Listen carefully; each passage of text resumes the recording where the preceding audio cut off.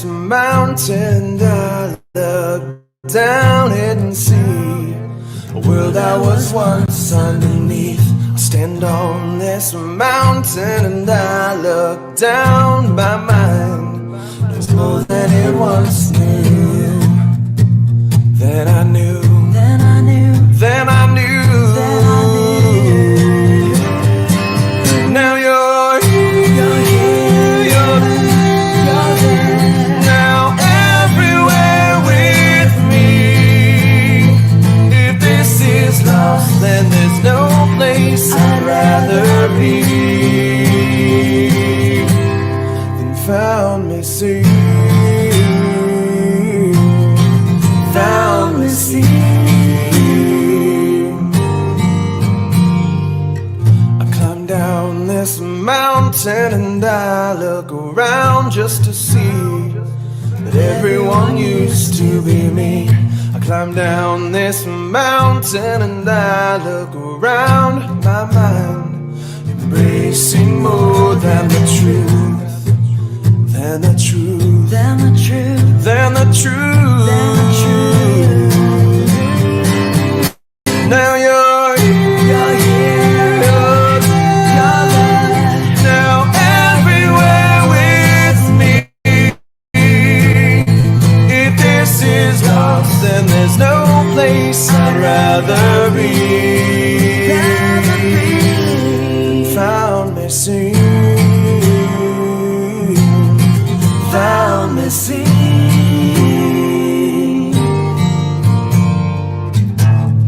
I once was blind,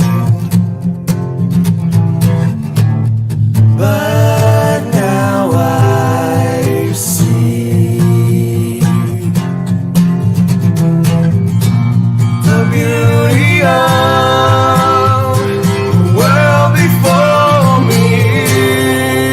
Now you're there.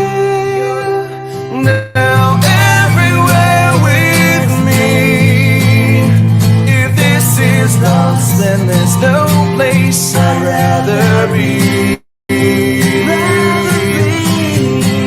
Now you're here, you're there. Now everywhere with me.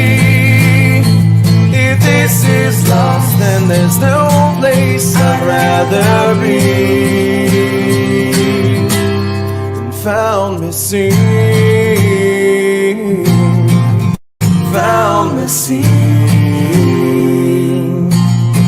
Found me see.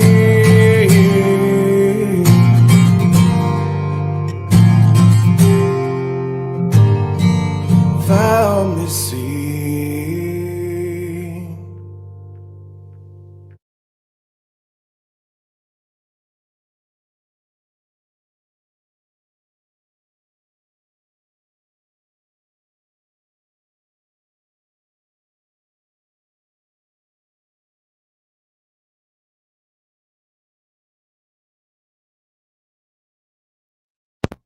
Hey, y'all. Welcome in. Thank you all for being here this lovely evening. My internet was cutting in and out, so I was not sure I was going to be able to be here with you guys. So, as always, I like to go through chat and welcome everybody in. Let me take this off because it's hot down here tonight.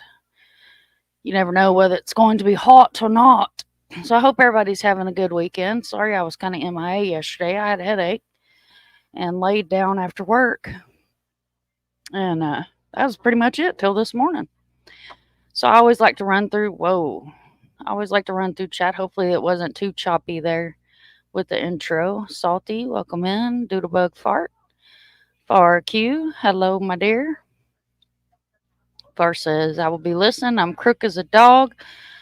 Ooh, she's got the big C. Sorry to hear that. Stay safe, love, and light. Welcome to everybody coming in. Where's the baby? Welcome in. Thank you for being here. There's my doodle again. Kimba. Where's the baby? Laney, welcome in. Thank you for being here. The Devil's Testicle. Hello, hello. The Drama Police. Welcome in from the UK. Yes, everybody hit that smash button. There's Meatball. Wonder if that's my meatball or somebody else's meatball. Pull up a seat and get comfy, y'all. Grandpa Dale, welcome in. Doodle sent you? Well, thank you, thank you. Nelly Nipple, welcome in tonight. Kimber, welcoming everybody in. Doodle says, good to see all of you. Don't forget to hit that like button. Craven Crime says, hello. Doodle teased us with cake if we come over here. Doodle always has cake. Doodle handles the cake. I cannot bake. I can cook because I'm from the South, but I cannot bake.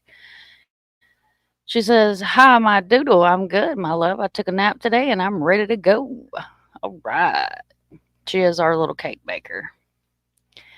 Sticky Buns, welcome in, welcome in. Country Cooter, I love that. My boy had a dog named Cooter. Cooter Brown was his name. See, Doodle says, cooking and baking is my stress reliever. Right on, right on. Got an agreeable there. How's your day Saturday, Sticky Buns? Did you have your food? Ooh, Sticky Buns has a food truck. I love me a food truck. Eating gummies is my stress reliever and takeout. Sticky Bun says, Doodle, yes, you know I sold every cupcake you decorated. You may be my good luck charm, sis. Hello, Web Weaver. And honey, I have not forgot about you. I will get with you and we will work on getting you ready to stream with the StreamYards. It's just kind of crazy and I work a lot and takes away from what I really want to do, which is be here with you guys and share the missing. All right. Let's hopefully my signal is not too terribly bad and everybody can hear me okay. Let's see. Sebastian's almost like 4 hours. All right.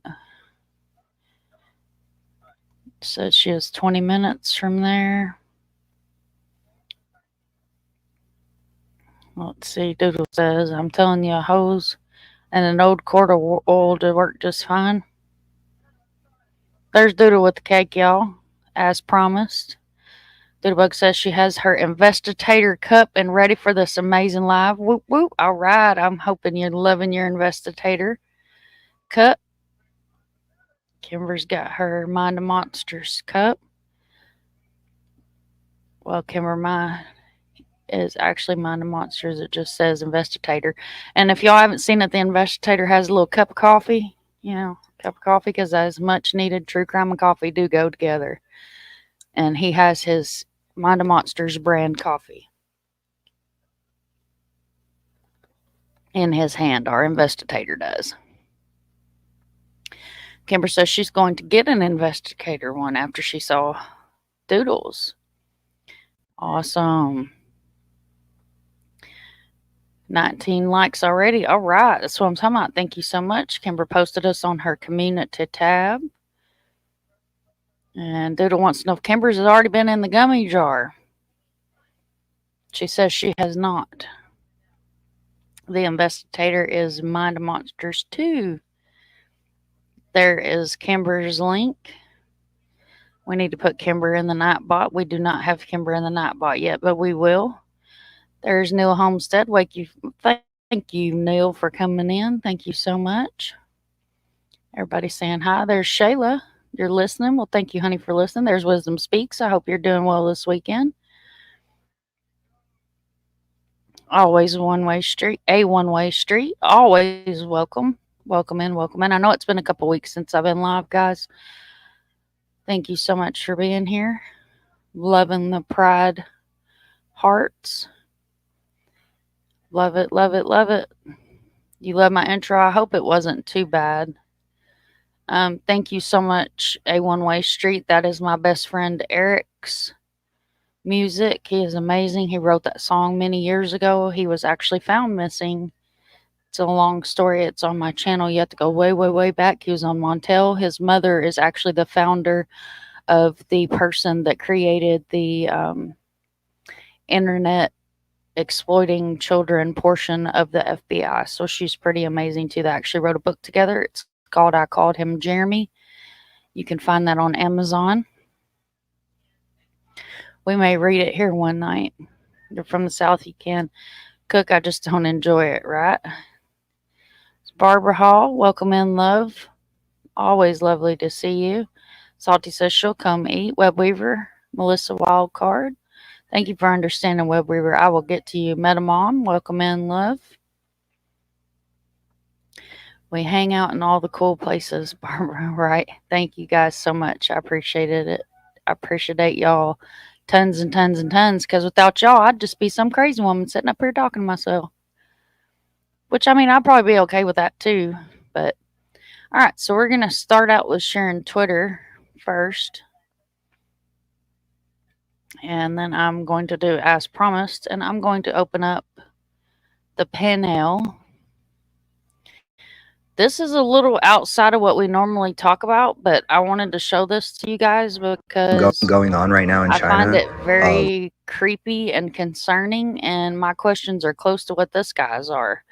So this is where, you know, and for many of you guys that are as old as I am, you've probably seen the movie Face Off. So apparently it's a trend over there that they are changing their faces to children's faces, which is a bit concerning. So we're going to watch this real quick. Going on right now in China of older women getting face transplants. Now, I'm sure this is not new technology, and we've had the ability to probably do this for several years, and it's now just going mainstream. But my only question is where are they getting these faces from? Because if you ask me, this looks like a child's face. And we know how big the human trafficking problem is, not just in our country, but internationally. So I dare to ask the question, where are they getting children's faces from? It's crazy. Going on right now in China of older women getting face transplants. So I don't know about you guys, but that is very, very concerning to me. Very concerning. Miss Alyssa Wildcard, we're going to pull your comment up. Say my friend's daughter murdered in February by her boyfriend, strangled her. He had a hearing and is looking at 25 years sentencing in September. Justice be served. Oh, I'm sorry to hear for your friend, for your loss of your friend, man. That's terrible, but justice is the way to go, because a lot of these cases they don't get to see justice. So my goodness. Yeah, I just thought that I would share that with you guys, because you know what you're going to see on the Twitter streets. So I found it very concerning. I hadn't seen anything like it or about it, so I wanted to share that with you guys. And it looks like, excuse me, and like, you're not a face transplant but a facelift. They're not getting these faces from any donor. That's factually incorrect information. Well, a lot of times, if you guys don't know much about Twitter, these are where someone puts their 2 cents in. But I'm sorry, that does not look like a face lift to me. You guys see the stitching? That does not look like a facelift, so I'm sorry. Either way, I find it extremely disturbing. What do you guys think? Right? Right, looks like me when I get poison ivy. Yep. Very weird wisdom. It has to be hard. Brianna Craig, her name was murdered by Sebastian Mab here in Saratoga Springs, New York. I'm so sorry to hear that. Salty says, why am I not surprised? There is an entire industry driven towards children coming from over there. Yep. TikTok will be taken over. Yeah, it's she had a little boy. I'm sorry to hear that, love. It's very disturbing. But I mean, to me, guys, watch it again here with no sound. That does not look like a facelift to me. It just doesn't. That does not look Now, like a facelift. I'm sure this is not new technology, and we've had the ability to probably do. I'm sorry, it just doesn't. Like, you could see where it looks stitched. And then, like, look at her eyes, guys.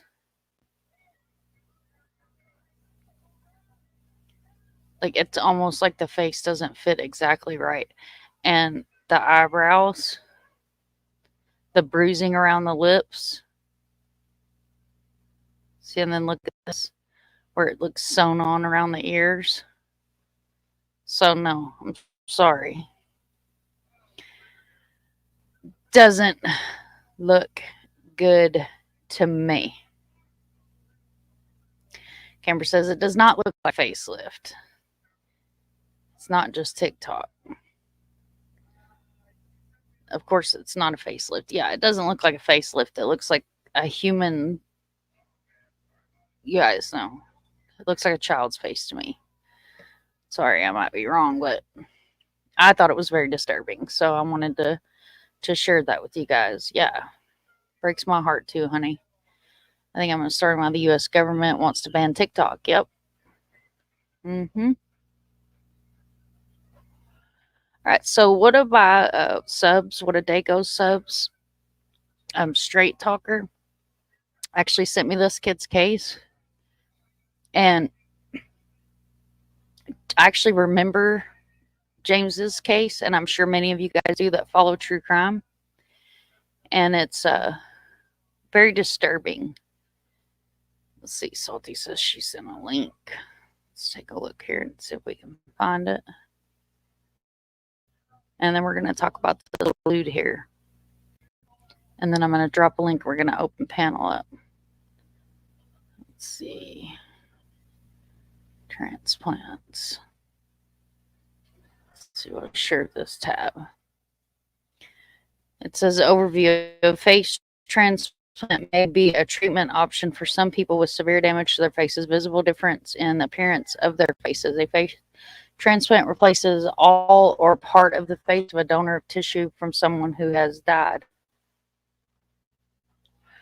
A face transplant is a complex operation that takes months of planning and multiple surgical teams. The procedure is performed by only a few transplant centers worldwide. Each face transplant candidate is carefully evaluated to ensure the best possible results and the appearance of function. A face transplant may enhance your life, but is a high-risk procedure. You and your transplant team can predict exactly how you will look, how your immune system will respond to your new face. You'll need to take special medications, immunosuppressants for the rest of your life to reduce risk of your body rejecting the transplanted face.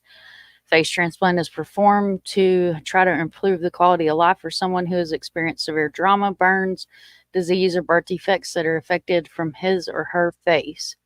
It is intended to enhance both appearance and functional abilities, such as chewing, swallowing, talking, breathing through the nose. Some people seek the surgery to reduce social isolation they experience while living with visible differences in their faces. Risk. A transplant is a challenging procedure. It is fairly new and very complex. Since the first transplant in 2005, more than 40 people are known to have undergone the surgery, ranging from 19 to 60. Several have died because of infection or rejection. Wow. And complications from the surgery, the body's rejection of the transplant tissue, side effects of the I think that's how you say that, immunosuppressant drugs. Further surgical hospitals visited to be treated with complications. Wow. Surgical risk. A face transplant is complicated and lengthy procedure. You could be in surgery for 10 or more hours. Surgical and post-surgical risk can be life-threatening. They include blood loss, blood clots, and infection. Rejection risk. Your body's immune system may reject the new face and the other donor's tissues. You could lose part of your own or all of your new face and some function. You may experience more than one episode of rejection. To control the rejection response, you may need to go to the hospital for an intensive IV dose and anti-rejection drugs. Your healthcare practitioner may switch the type of the anti-rejection drugs that you take. Rarely, tissue rejection requires a new transplant. Rejection that isn't controlled could cause death. You'll need to learn the symptoms of rejection so that you can take timely and appropriate action. They include swelling and a change in the color of your skin. Whoa. This is crazy. Wow. That is insane, guys. Thank you for that. Yes. Yeah, looks like it was sewn on. Yep, Far agrees with you there. Does look like it was sewn on. Ugh. Looks like a transplant. Does to me too. Face transplants, reconstruction surgery are common in high profile figures who wanted to but go missing. Makes sense. Black market in action.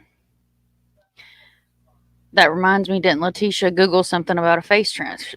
Letitia and her Googles. Ain't that something, y'all? Insane. I can't with Letitia. She's crazy.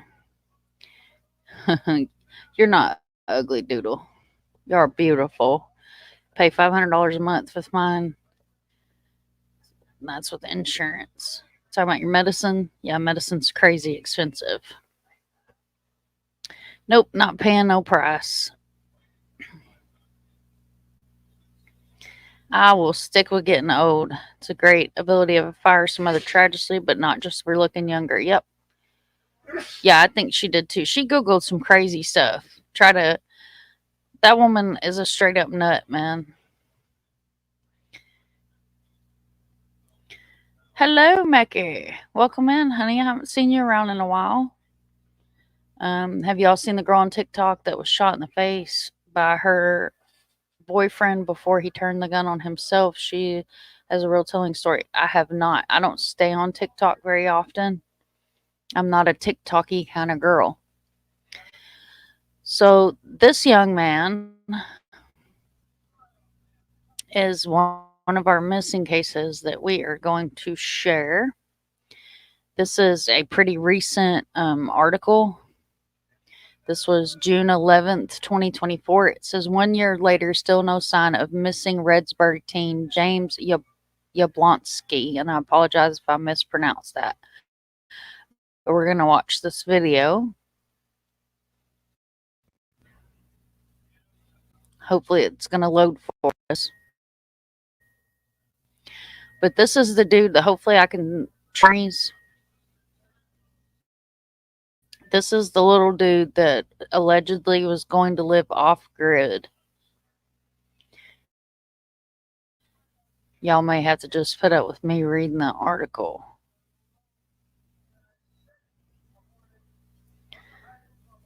Let's see. Yeah, Letitia is totally crazy. Mr. Steve is in the chat. It's not going to play this video, I don't think. Because, like I said, it's storming down here. And it's going to want to act crazy. Let's see if I can stop it from loading. Because I can't even pull up my comments. It's very frustrating. We're going to do it like this for a second here, guys. So I can get it to load. Mr. Steve is in the chat.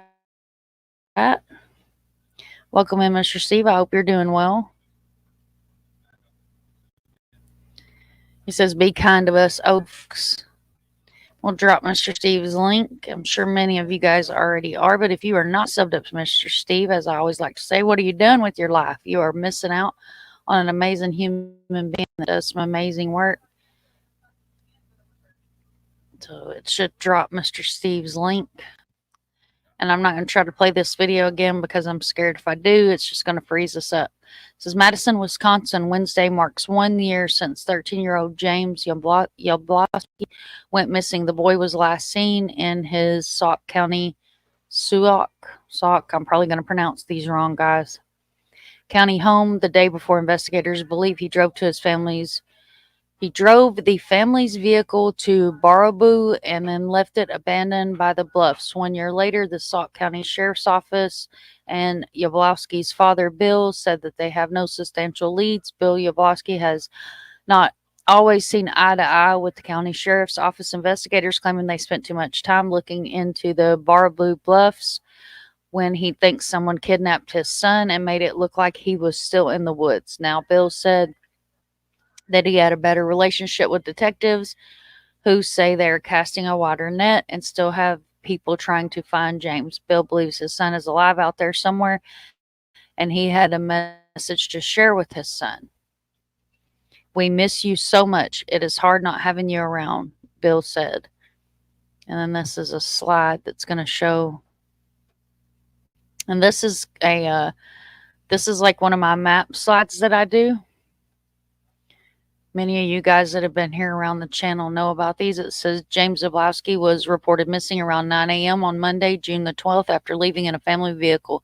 It was later parked along the westbound lane of Highway 12 near Blue Bluffs. His cell phone was found across the highway along the east side lanes of Sauk County Sheriff Chip Meister reported a handgun was missing from the family's home. Search focuses on a wooded area. After the campsite was discovered the previous day, searchers broke up into two teams, with one near the campsite and the other one heading south. Sheriff Meister pointed out that the terrain in the area is rough and that the woods are thick. Searchers in a plain Black Hawk helicopter were also expected to help. A statewide missing endangered persons alert was also issued on Tuesday. And the anniversary to him going missing was June the 11th, I believe. Search continues in wooded areas near Devil's Lake State Park. Sheriff Chip Meister said on Wednesday his teams plan to head out into the wooded areas nearby Baraboo Bluffs and a couple of miles away from the Westmont portion of Devil's Lake State Park in the northern part of Sauk County Prairie State Recreational Area, with the help of 10 canines, 2 airplanes, and a Black Hawk helicopter. Potential clues found during the search for James. Sauk County Sheriff's Office Patrol Lieutenant Stephen Schramm said crews found plastic sandwich bags, a boot print, a walking stick 200 yards southwest from the abandoned campsite earlier this week. The Sauk County Sheriff's Office thanks businesses in the communities who donated snacks, beverages to the search teams, as well as local companies for offering rides via bus and UTV. Says the Sauk County reduces law enforcement presence in the search, and this was on June 16th of 2023. Law enforcement stated Friday that they do not believe that Yablonski wants to be found and that he is trying to live in a remote Baraboo Bluffs as a survivalist. He went missing with 2 wilderness survival guides. Officials reported finding the second campsite, a jug of water, socks, a knife sheath. They believe they belonged to James. Lieutenant Schramm explained the department felt as if added a presence could push him further into the woods. And then this is a YouTube video, and it says the family told law enforcement food was missing from their home, leading them to believe that James had more food than they had originally thought. Squad patrols continued on Monday. That was on the 19th of June. June 22nd, Devil's Lake hikers worry about missing teen. Hikers at Devil's Lake State Park said they mapped out the trails through the trek, left alone surviving off the grid. The Sauk County Sheriff's Office reported receiving several tips since asking about the public for information, that they are looking into all of them. This was his dad, and that's, of course, another YouTube video. James' family organized a search effort. Yablonski's father, William, posted that a search gathering would take place at the Badger Ammunition in Baraboo. Law enforcement reviews evidence in search for teens. Sheriff's Office Lieutenant Stephen Schramm said Thursday that detectives were combining through digital and forensic evidence, looking into any clues and patterns that may be determined where Yablonski is. James' father's offers a reward. There is a $10,000 reward, and this is Missing People in America's logo up here, guys. This is their flyer. If you're not familiar with them, they are a great advocacy. Says he posted on his social media about the reward, offering $10,000 for return of his son. The reward would not be offered just for tips, but on James's whereabouts. Williams frustrated with investigators and offers own theories. Williams said the survivalist theory could be true, but also that he thinks that someone kidnapped his son and may have set up a campsite to distract the investigators. William also said he feels like a suspect because he heard that the sheriff's office was contacting his distant and estranged relatives, including a daughter currently. James had access to devices for web searches and how to leave the state. On day 52 of the search, the Sauk County Sheriff's Office posted an update indicating web searches on how to leave the state were conducted in the early months of the year to devices. The Sheriff's Office stated that the device belongs to Yablonski's family and that James could access it, while the other was issued to the team by the Baraboo School.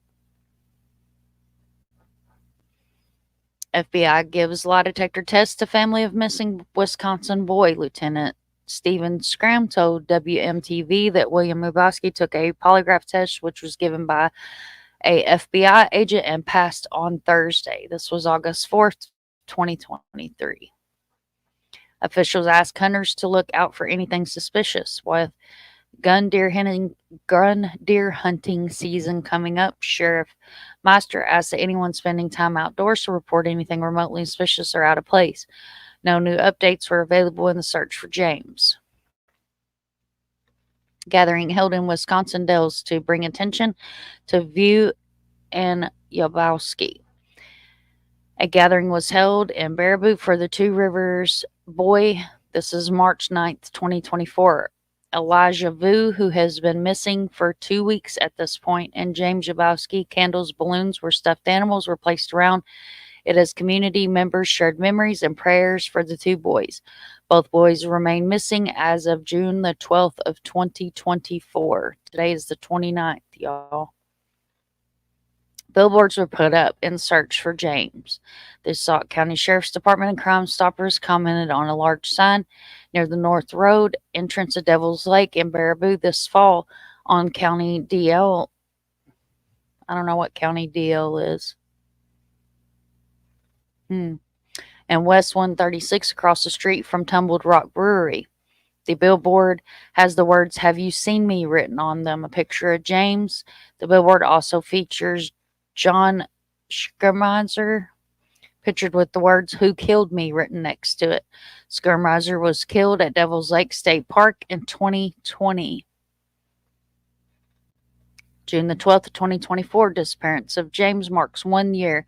James is described as being 5'11", weighing 120 pounds. He has a half-inch scar on the back of his neck and was seen last wearing red shoes, blue jeans, a shirt, baseball cap. Anyone with information on his whereabouts should call the Sauk County Sheriff's Office at 608-355-4495 or call 911.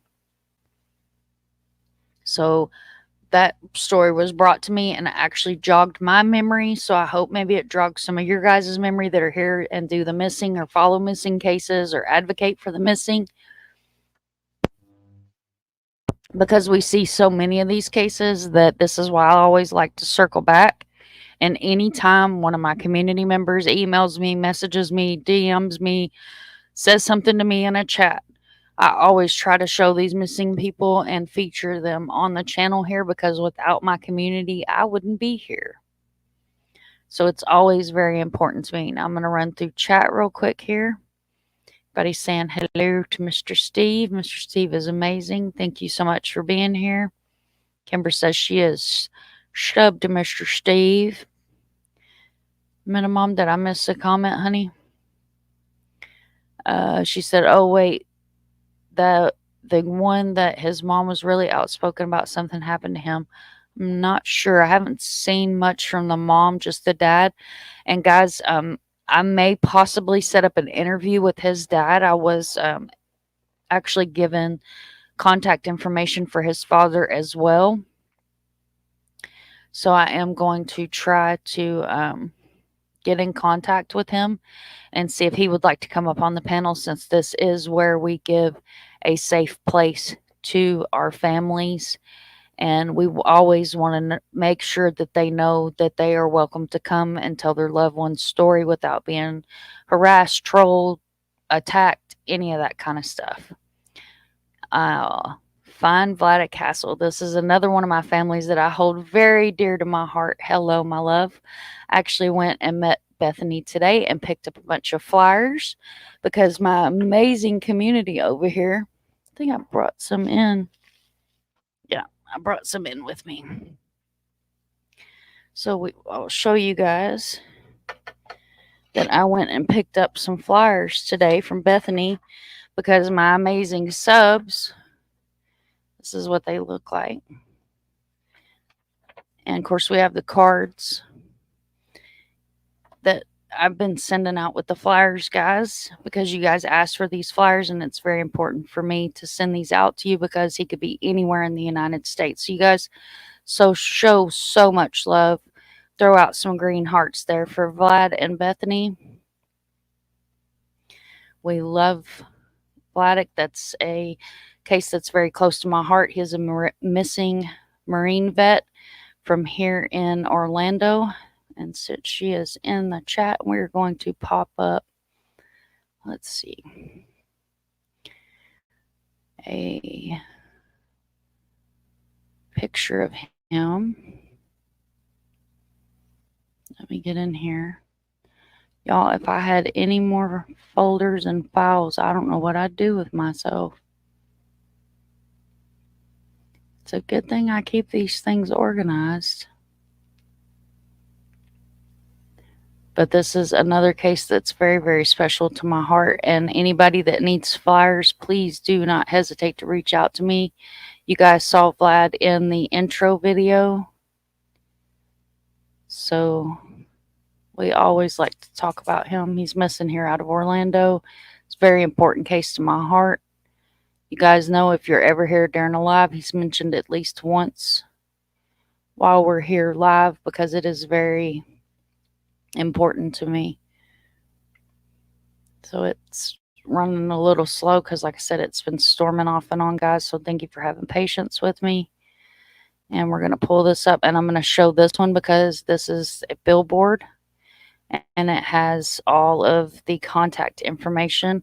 This photo is actually from body cam footage of the last time he was seen here in front of a local coffee shop. So if you guys have seen Vladic, please call this number, 407-254-7000, that is on your screen. He is a missing vet, and his family would really, really like to know he's okay. And Vlad, if you happen to watch this video, hear the sound of my voice, please reach out because they love you. They love you, and we all, we all want you to have your privacy, but be home, or at least know that you're safe. Again, thank you, love, for coming in. Much love and appreciation. Yes, that was a state park. Michelle C., welcome in, honey. Welcome, welcome. This Barbara Hall. You're so welcome, honey, and it's my honor. It's my honor and my community's honor, and they're great about reaching out to me and asking for flyers and sending those to them is my honor. And then they send me pictures of when they're put up. So that's always really nice to be able to get the pictures real time when they're hung. We'll show a picture here that one of my beautiful subs sent me after she had hung some flyers of Vladic and Sebastian. So you guys can see here. This is in Washington State. So like I said, anywhere in the United States, guys. Anywhere outside the United States. If you see something, say something. Glitter is forever. Welcome in. You remember these cases I was sharing on my group. Thank you for your hard work. You're very welcome, and thank you for being here. Thank you so much for being here. Like I said, without you guys, I'd just be sitting up here talking to myself. The one I'm thinking about was actually posting the video with the green screen saying it was his own, well, that he left, but his mom didn't believe it. I'm not sure, honey. If you find the name, we'll take a look at it. And my StreamYard doesn't pull up all the cool. I appreciate you too, Bethany. Thank you guys. There's my green hearts. Thank you guys for throwing those in chat. If you haven't watched the video I did on Vladic, please go back on my channel and watch that, and I'll make sure that I add it to the description of the video. It means a lot to me. It really does. And that's what I was telling you guys in Dagos one night, is when you take these missing cases under your wing, you take these families into your heart, and you have to remember that they're going through the hardest time of their life. And when you tell them you have a safe place, this is your safe place, that's what you have to continue to be, is a safe place for these families. She says, thank you guys for all your support with the green hearts. My brother has been missing since November of 2021 with no leads and no sightings since that time. And that's exactly correct.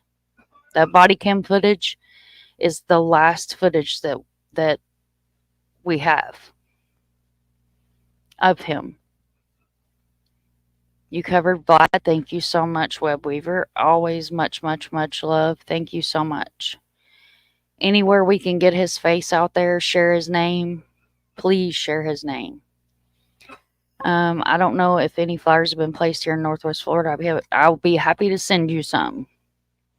Just let me know where to send them, Salty, and I will get them to you. Thank you so much. Southern Gal True Crime, thank you, thank you. Thank you, thank you, thank you all for being here. Thank you, thank you. Appreciate you guys for all being here. There's some more green hearts. I appreciate you guys supporting Bethany. She means the world to me, guys. Like I said, if you're not new to the channel, then you already know how I feel about Vladic's case and Bethany and her family, and how much they mean the world to me. So we always want to bring up his face and his story and say his name. Say his name. And there is an amazing website too for Vlad that has a lot of really good information on it. It'll take me a minute here, guys. I'm not used to the new setup.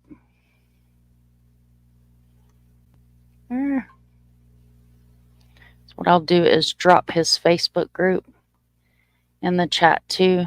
That way, if you guys want to join his Facebook group, you would be able to do that. There's his Facebook group. Has a lot of really good information in it, so definitely check that out. And this is an amazing family that has done a lot to bring their loved one home. As many of our families that go through the heartache of not knowing where their loved one is. So anything that I can do to help, it's definitely my honor to be able to help. And if you're familiar with Trisha Web Sleuth, she's had the girls on panel a couple of times. So there's an amazing interview over there as well. Let's see. This is what I want to pull up. I know I look crazy, guys. I'm probably looking nuts because I'm over here flipping over to my other one.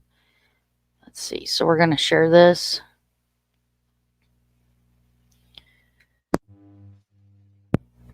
I'll also put this website in the comments as well. I know this was put together so that way if people were interested in hearing Vlad's story, they were able to go here, because it does take a lot out of the girls to repeat his story over and over and over again.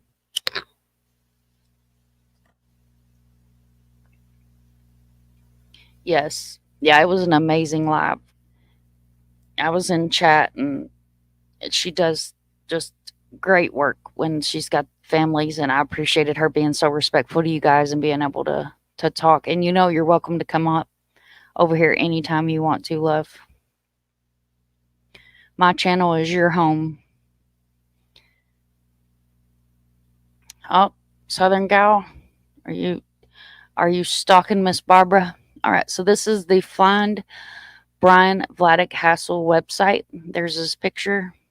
Guys, he's just a gorgeous boy. Man, I'm sorry. Y'all know I'm old, so they're all boys when they're younger than me. We're going to go through his timeline since we do have beautiful Bethany in chat, and I think it's important since we have her here in chats, and this is a missing matchup live to speak about Vlad. Adopted from Russia with his sister Irina, 11. Vladic was 5. He was Pushkin born, and I'm not even going to try to say that name, guys. It's on screen. You guys can see it. It's in an orphanage in Russia. In 2018, he was in the U.S. Marines, graduated from boot camp, and was later given a desk job in California that he did not enjoy. In the summer of 2019, Vladic advised his family he had found a way to get honorably discharged due to his early childhood trauma from Russia, told his family that it was a failure to adapt,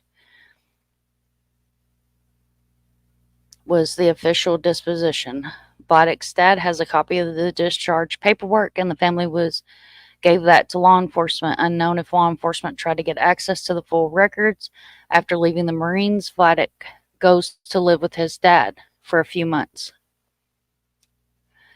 In January of 2020, after temporarily stay with dad, Vladic moves in with his sister, Carrie, in Michigan, holds a job in Southfield, Michigan, worked as an environmental service technician at St. John's Providence Hospital in Southfield. Vladic loved his job and prospered there. All is well until COVID. The pandemic causes unavoidable finance problems and disruption in the household. Daycares closed due to COVID, and Carrie is a single mother, so she is forced to take a leave of absence from her job and take care of her daughter. Vlad continues to work and support the three of them during this time. They moved to Noesha, New Hampshire, and you guys have to forgive me for my mispronunciations here. A few months later, Vlad gets fired from a job and moves back to Florida, where he lived with his dad. Summer of 2020, moves to Florida, lives with his dad and wife, not his biological mom. There is tension due to Vladic not having a job contributing to the household finances. Dad does not want to aggravate what he observes as a potential depression growing within Vladic. They decide to leave. Dad later gets a divorce. September of 2020 to November of 2020, they stay in a few hotels. November of 2020, Dad and Vladic move into the apartment, the place at Alafaya, 11600 McKay Boulevard in Orlando, Florida. Over the course of 2021, he had spoke frequently about how eventually he wanted to go off and live in the woods, but that he said he wouldn't do that until after his dad passed away. Vladic didn't want to leave his dad alone or his dad to be blamed by the family or anyone else for him leaving. Vladic developed an intense interest in religion and heaven, made comments, "What is the point if we can just be in heaven?" Vladic also switches from being a more materialistic person to wanting minimalism. States things of his world are just a distraction from heaven. He seems to lack motivation and purpose and starts to spend more time and money on the homeless population. He really enjoys making people feel important, loved, and heard. He gives extremely large tips to servers at restaurants, hands cash to the needy, buying things for anyone who appears to have a need. On one occasion, he gives his credit card to a homeless couple to use, and they take advantage of his generosity. September to October of 2021, his new set of ideals regarding the things in this world as a distraction from heaven seem to take a firmer hold. He believes his iPhone is a distraction. It is around at this time that he told his dad that he broke it on purpose and throws his iPhone away. Gives his tablet to Bethany. Vladic did not want to get a phone to replace the iPhone. Dad insists that Vladic take at least a flip phone for safety. Wednesday, November 3rd, 2021, Vladic is driving his dad's car. It breaks down at Waterford Lakes Plaza near Fresh Kitchen. Vlad walks back to the apartment. Vladic is upset about it and worries that Dad will be mad. Dad completely understands and agrees that the car is old and the engine can be replaced. Thursday, November 4th, 2021, car towed to a mechanic, remains there until Dad picks it up on November 15th, 2021. According to the acquaintance friend staff from Smoky Bones, Vlad called him a few nights before he went missing and asked him if he could crash for a night or two at his house. Phone records show an outgoing call to a number believed to be this person on 11/4 at 7:13 p.m. was a 5-minute call. This was newly received information that was received on April the 9th of 2022. Vladic makes comments to my dad about archangels and demons and how you have to be dark to kill the dark. I assume this was listening on YouTube. Per Dad, he wasn't making a lot of sense. Thursday, November 4th, 2021 at 8 p.m., Vladic apparently walked to the Foxtail Coffee on University Boulevard, and that's where the body cam footage is that I was telling you guys about. He bought a coffee and was pacing inside the establishment while listening to music with his headphones. Foxtail says this is normal behavior for him when he does come in. While he was there, he was reportedly pulled out of his pocket a knife and placed it on the table. And this says, I think a customer sees this and feels uncomfortable and tells Foxtail worker that Vladic was making him feel uncomfortable and that he was going to leave. Didn't mention the pocket knife to the Foxtail worker. Customer comes back to Foxtail later that night and tells Foxtail worker that he also saw Vladic with a pocket knife. Since Foxtail has a zero weapons policy, they decided to have the sheriff's office come out to issue trespass warning. By the time the sheriff's office arrived, Vladic had already left and was unaware the complaint was made. Foxtail manager states that none of the employees witnessed the pocket knife incident, that there was not surveillance footage of the encounter. This was previously unknown, and the trespass incident was believed to have actually occurred on Saturday morning, November 6, 2021. And it says Friday the 5th, 2021, Dad, Steve, leaves with Vladic's mom, Cheryl, to meet Bethany and her friends in Tennessee for Bethany's birthday. This is a scheduled 10-day trip. Vladic was invited to go along for the trip, but he said he preferred to stay home. Not uncommon for him to back out of things at the last minute. Steve gives Vlad $100 cash and a credit card. He offers to buy more groceries, but Vladic believes that is enough food in the house and he declines. Dad tells Vladic that he is expecting a package to arrive while he is out of town. Asks Vladic to bring it inside when it arrives. Vladic says he will. Newly received information on April 7th, 2022. Saturday, November 6, 2021 at 7:11 a.m. Vladic arrives back at Foxtail. Foxtail makes a decision to call law enforcement, and Vladic permanently trespassed because the customer complained from the night before. He displayed a weapon. Corporate zero tolerance policy. Vladic calmly left. The officer appeared to be walking towards the Wawa convenience store. OCSO, which is Orange County Sheriff's Office, originally tells the family Vladic was trespassed for being hyperverbal, no mention of a pocket knife. The last video. And I don't know if it's going to let me. I have this video. Let's see if it'll let me log in real quick, guys. And we'll watch this. I have it screen recorded from where I did a video a while back, but if it'll let us open it from here, nope, it won't let us open it. The officer notes at 8:26 a.m. this was Saturday, November 6th, established a trespass warning and presumed Vladic walked away towards Wawa approximately at this time. Saturday, November 6, 2021 at 12:01 p.m. Unread text received from a phone number that had previously been called or texted. The new flip phone message reads, Vlad, it's OB from the BAKSIC of the neighborhood. Vladic did not read this text. No further activity on Vladic's phone after the 1:59 of the call with the sister Irena. All text messages on this phone were unread from that day. Phone found in Vladic's bedroom near the charger cord, but it was not charged. Phone picked up by the OSCO, which is again the Orange County Sheriff's Office, on 11/18 or 11/19.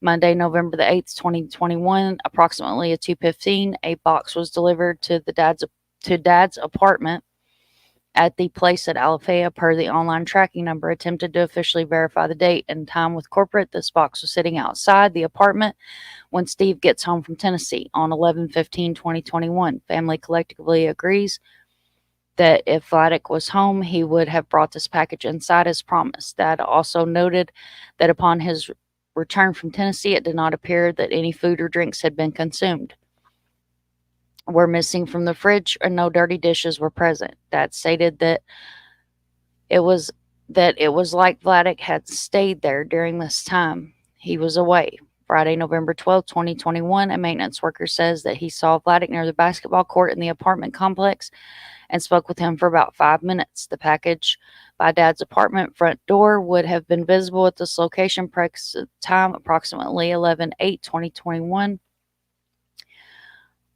And then it says, did the maintenance worker get the day mixed up? It's very possible. Monday, November 15th, 2021 at 3 a.m., Vladic reportedly went to someone else's apartment in the complex, a weed dealer possibly, and said he was going off the grid. Monday, November 15th, 2021, Dad comes home around 4 p.m. after picking up the car from the repair shop. On his way home, Vladic wasn't home. His cell phone was dead in the bedroom with the charger cord nearby. Dad waited until Wednesday, 11/17/2021 to report him missing because he told Vladic he'd be back on Tuesday night. So he thought that Vladic would show up by then. Wednesday, November 17th, 2021, Bethany reports Vladic missing. Dad and Bethany post flyers immediately with Dad's phone number on it for tips. Thursday, November 18th, 2021, family ask apartment complex for the video. The camera feeds available were in the gym and laundry room. Footage preserved for 7 days. The apartment complex says that they will review and allow the OCSO, Orange County Sheriff's Office, to review as well. Search officially begins at nighttime. Per Bethany on Facebook, chopper overhead, canine dogs are also there. It was raining. November 19th, 2021, OSCO posts to social media. And they're still good to this day about posting him to their social media. I have to say that about Orange County. Like, you do often see them posting about Vlad.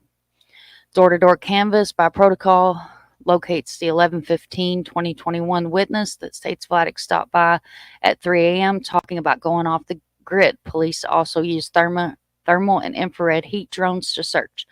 Note this sighting is not included in the OCSO timeline as he is last seen. Police are on the scene from 11 a.m. to at least 11:30 p.m. late November 2021. OCSO showed Dad a picture of a sandal that they had found in the woods during his search. It was a red slide shoe. Only one was found. Dad told law enforcement that Vladic owned a type of those shoes, but didn't remember a red pair. Vladic's 23rd birthday was December 20th, 2021.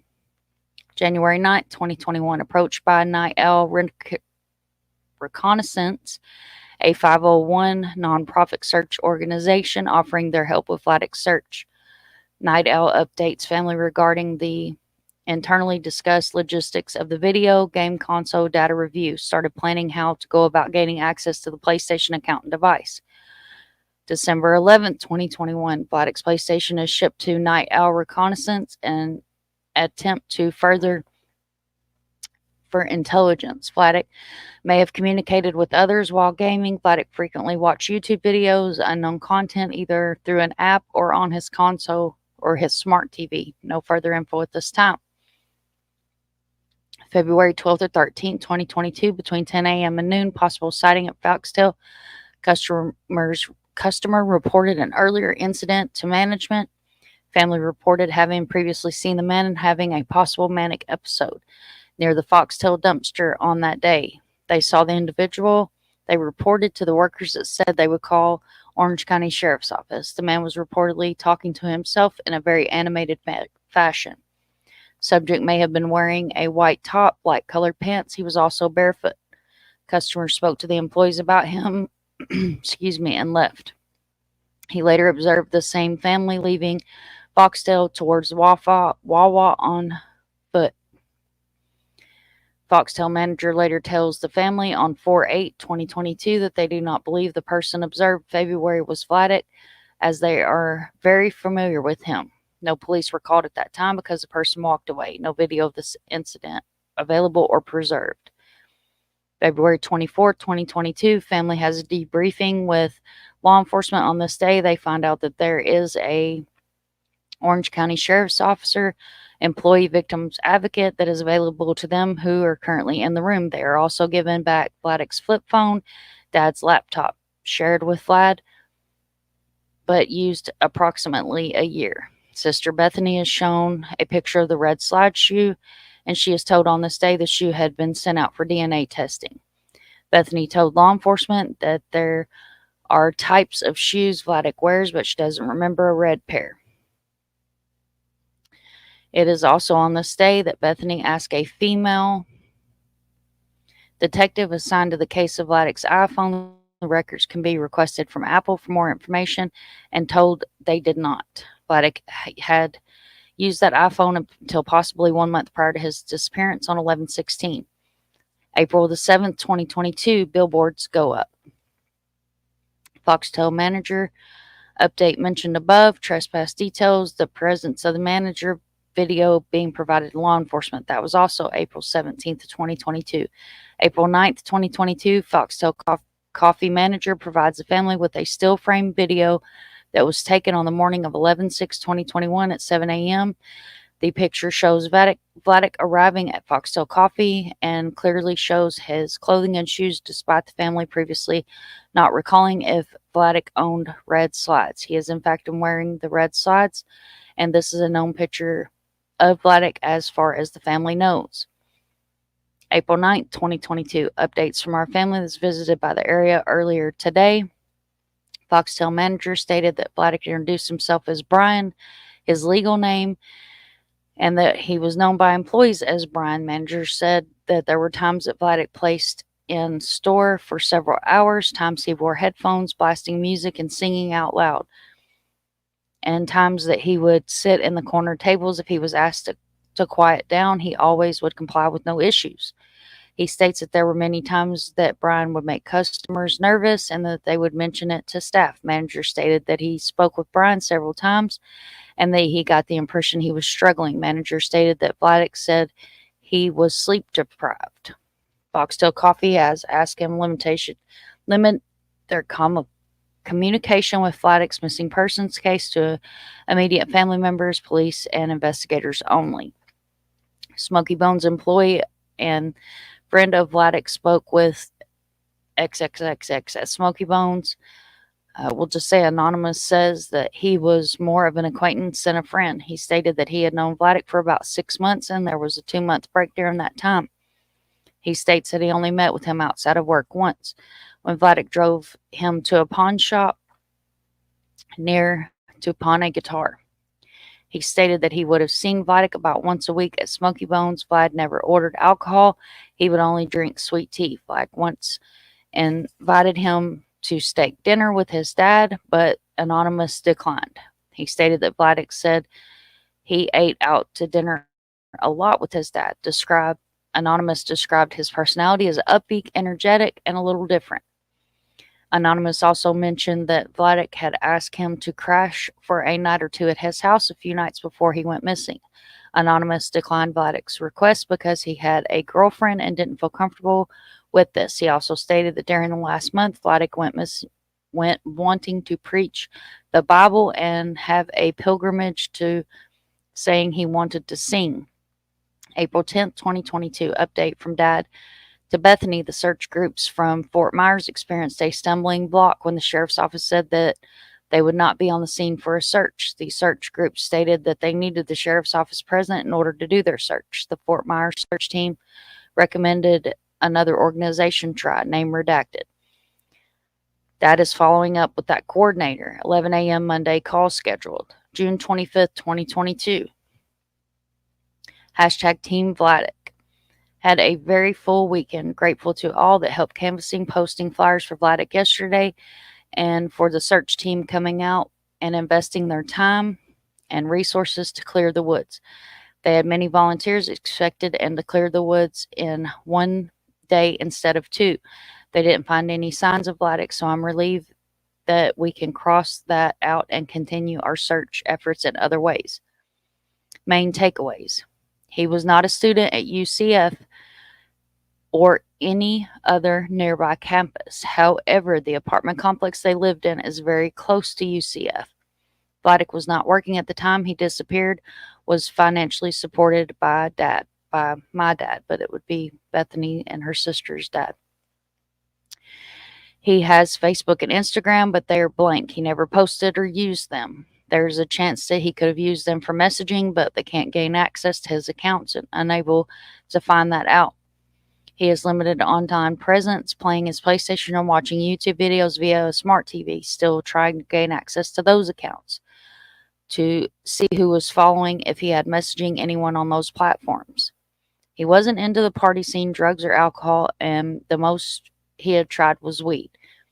He is well recognized at the businesses and restaurants he would frequent on University Boulevard, Alafaya Trail, Waterford Lakes Plaza due to his generosity and friendly personality. He spent his free time helping people in need. He would give money to the homeless individuals and have lunch with them, long conversations, restaurants under and covered their check. He was a huge heart for people and will strike up conversations with people that he met. He wanted to make sure that they felt heard and they mattered. We adopted him and his biological sister, Irina, from Russia when he was 5 years old. But he has no contacts with anyone. He did express a general interest in going back at some point, but he doesn't have a current passport. The only thing I know about his biological parents, and they had a history of alcohol abuse. Vladic shared a car with my dad, had access to the majority of the time. The rare times he couldn't use the car, if my dad had gone out of town for a doctor's appointment, he would walk places, businesses on University. He never used public transportation around the apartment complex to the family's knowledge. He has never gone more than a couple of days without reaching out to someone in the family. If he was in the right frame of mind at this time, his disappearance would have at least been told by his biological sister, Irina, that he is okay and not to worry, but he didn't. And these are all of his hashtags, guys, and I'm going to drop those in chat as well. And I missed all the comments just then, and so I don't go back through my channel. I'm going to see if it's on here. Let's see. That's the amazing interview with Brian Enton. And guys, Waterford Lakes is where I go to my Goodwills when I go to Goodwill. Smoky Bones, for many of you guys that know, that is where I just went for my birthday dinner on June the 25th. This is the vigil that we had. Me and, oh, you guys can't see that. Me and Mr. Monster and the baby actually went. It was beautiful. It was really beautiful. And Mr. Monster spoke, which made me very proud. This is a picture of his billboard that's up, that was up. I actually had a couple of them in that area. I was looking for the body cam footage. I know I have it on my channel too. Here we go.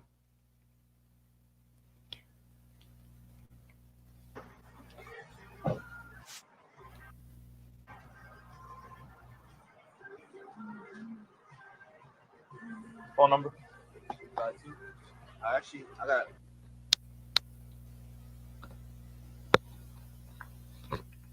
Sorry, guys, it's storming. I don't even have it on my flip phone. It was at home. All right. Well, you have any type of phone number? I don't have a phone number.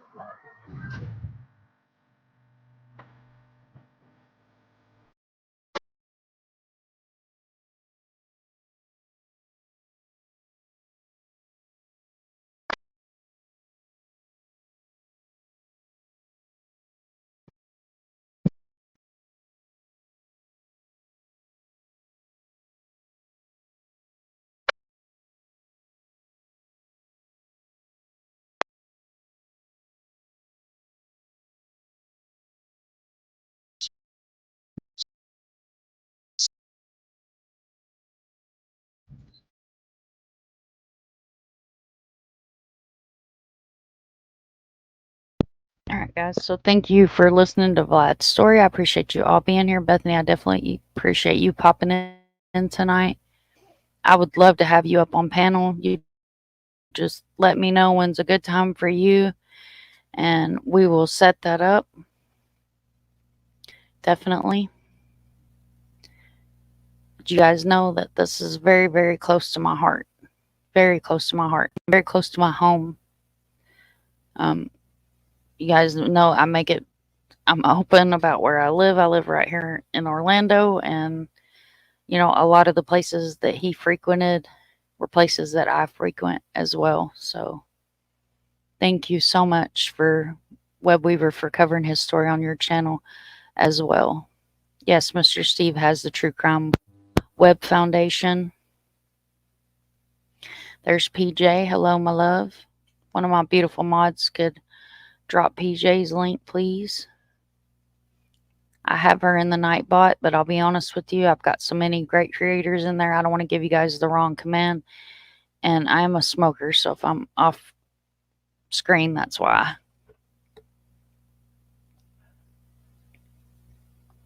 Thank you guys so much for being here tonight. Thank you for listening to both of these boys' stories tonight with me. Very important to me, and you guys know if you see something, say something. If you need flyers, please reach out to me. If I've mailed you flyers before, do not hesitate to let me know you need more, and I will send you more happily at no charge to you whatsoever, other than those that are stubborn and send me back the postage, madam. But it always goes back into missing people and will be used to print.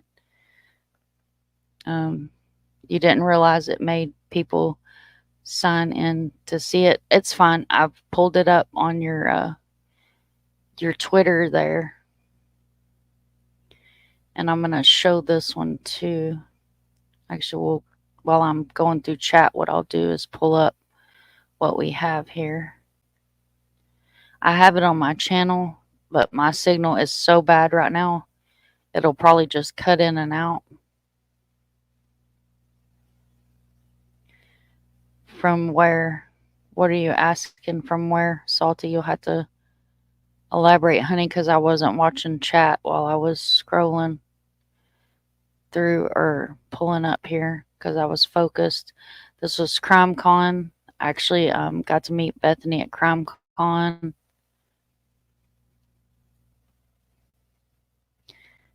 And then, of course, we've met at the vigil and met her today to pick up more flyers for Vlad. Go ahead and you need your thumbprint, okay? Me too, honey. I mean, it's on your car. We're not all talking about that. Yeah, I know, but. Oh, that's messed up, man. Thank you for sharing. So go ahead and let me get your right thumbprint. Yeah. Just go ahead and press on. Yep. Another case that's very close to my heart, guys. And like I said, if you've been here around the channel or you've seen me on Dago's panel, Dago shared Vladic's story the other night. There's my crime curious. what's this no shoes thing? Yeah, and that's what a lot of people don't realize is a lot of people go missing without their shoes, and a lot of people go missing barefoot, and like that's something that people are like, oh, why would they leave without their shoes? A lot of times we don't know why people left to start with. So it's not uncommon to see people without their shoes. And I just dropped Crime Curious's link. If you are not subbed up to her, please sub up to her. She is amazing. She done amazing work with the Gannon Stout case. She was actually there, boots on the ground during the trial, and she's probably already done with it by now. She wrote a book. There's all of his hashtags, guys. Again, if you're on any social media, please share his hashtag, share his flyers. Those can be found on my community wall, my Twitter, the link that I shared, guys. You guys can pull stuff from there as well. Hashtag Missing Poster Monday. Bethany, I moved right over you. Says, thank you, Mana Monsters, for sharing his story. I've updated the timeline, working on updating the website. Would love to join you live. Girl, I would be honored to have you over here. What was his website? Here, I'll pull it back up. We'll drop it in. And I'll make sure to put this in the description as well, guys, so y'all can easily grab his website as well. Takes it a minute. Meatball. Yeah. There's Joe. Hi, love. Good to see you in chat. Thank you. I'm honored to have both of you girls in here. Thank you so much for both of you guys taking time to come over here with me tonight. That's so awesome. I'm so honored to have both of you guys in here. Thank you, thank you, thank you. Thank you so much.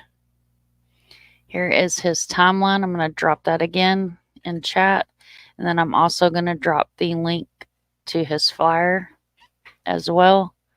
But like I said, you guys, anybody, you follow me on any social media or watch my community wall here, you'll also be able to, well, let me pull that one up. You will also be able to see that as well. You're so welcome, love. You girls mean the world to me.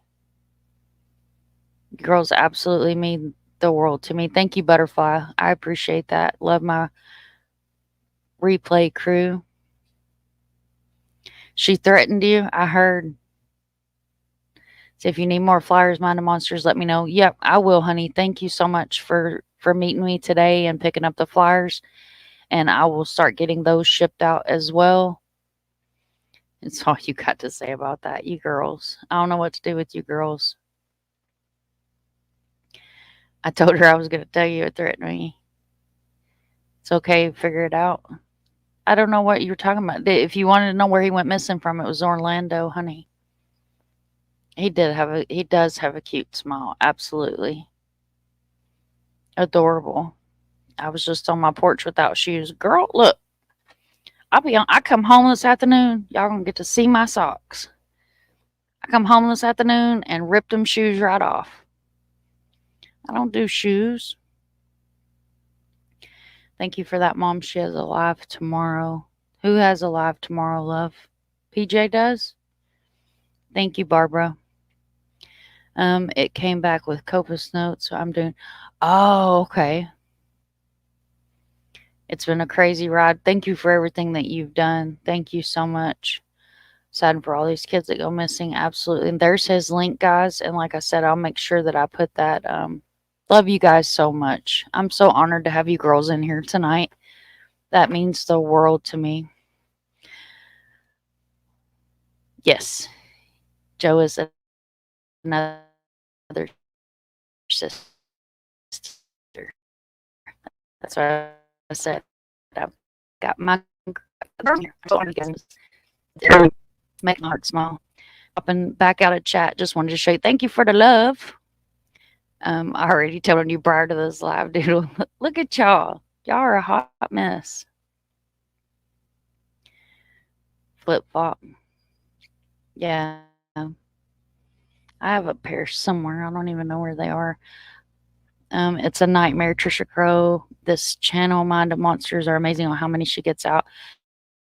Yeah, and Arctic does too, guys. Like, Arctic is a machine, and so is Doodle.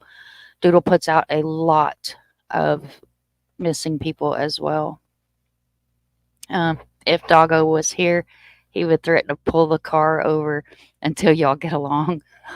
He would. She knew immediately where she got the info. I did because, I was telling Mr. Monster, I was like, those girls. Doodle says, thank you. No, thank you guys. Thank you for everything you do.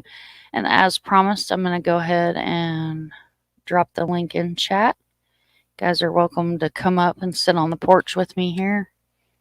Salty, I know it doesn't like to work for you. So we're going to do yours this way.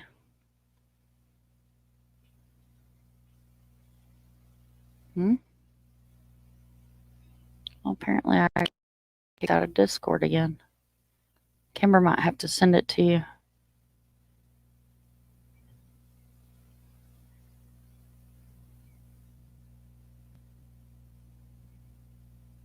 There it goes.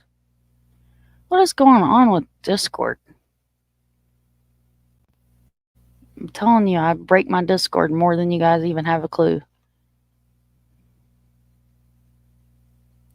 This is why I don't mess with stuff. I don't be touching buttons. That's Kemba. Hello. Kemba. I put my pin in before you put me up here. I didn't want to throw it to Huh? everybody. Huh? Do what? I put my pin away before you put me on panel. Oh, Lord, please do. I should have put up the wall. Should have put up the Put up pain the screen. for me. Here, I'll put it up now so you don't feel like you were left out. Where'd it go? Y'all, I'm a hot mess tonight. Here, we'll just do this. Isn't that special?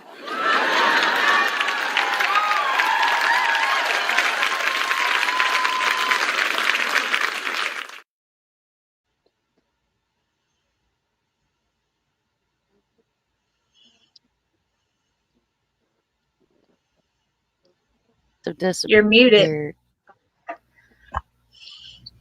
I'm not muted. Can you hear me now? Yeah, I can hear you now. It's because it's storming outside. So you've been slacking trying to get my flow back. Me too, man. Me too. I took a little bit of a break and it like completely just threw me off. Hello, B. Welcome in, honey. Doodle says, oh, look. Kimber is sleeping over at Mom's. Doodle, I'm not sleeping tonight. I'm wide awake. I took a nap. B says she was in the basement earlier, had a tornado warning in PA. That don't happen often. Ooh. Glitter says that was me. I'm so embarrassed. What you do, Glitter? What you did? Says, love you. String up things, don't you?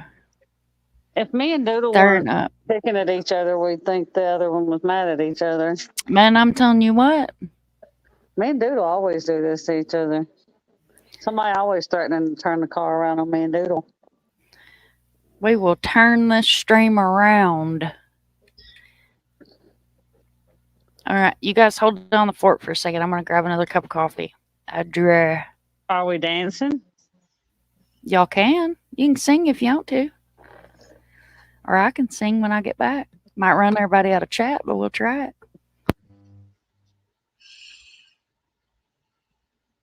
I love you too, Doodle. I love my cup. Drifty. Oh, I'm glad you love it. You want to see this? I just made this. Ooh. Was that for a shirt or a cup? No, this is actually this is a mouse pad. Really? Yep, I made this and I made the matching cozy, and it's so cute. Oh, I've got to go order one. And if you want just Mind of Monsters, I've got you covered there too. I got the Mind of Monsters covered too. Can you do that other one on a cup? This one? No, the other one. I got that one. That True Crime and Coffee. But yeah, I can do that on a cup. I just have to put it on my website. But yeah, anything you see on my website, most of the time I can put it on a cup. I just hadn't done it yet because it's me. This sticker I made today, I love it. It says "Take me away." Oh, but you can do that. You can do that one that you just showed me, the mouse pad, the True Crime and Coffee. You can do that one on a mouse. I mean, on a cup too. Because I have 2 True Crimes now. Well, not True Crime and Junkie, but this one's True Crime. It's got a little skeleton lady. It says True Crime Junkie. She's very psychedelic. Let me see that. Hold on. Let me see that one again. Not baby. Look. Can I make you big? Oh, I like that one. I just don't know now. Here's what it looks. Here's another one I have that I made a sticker of. Oh, that's like a sugar. That's a sugar. I love those. I have that on my phone. And then always think of your mental health. Okay, mental health matters. Oh, I love that one too. Oh, see, I don't know now. And then, last but not Look least, at for the Butterfly people just that don't just play no have videos dumpster and Kimber fires. say Southern Girl needs that one. This little light of mine, I'm gonna let it shine. Southern Gal, you need that one, honey. Dumpster fire girl. I love that one. I saw that on the other day when I was scrolling on the community tab, and I was like, that is so cool. And of course, don't forget your drama llama. Oh, I love the drama llama.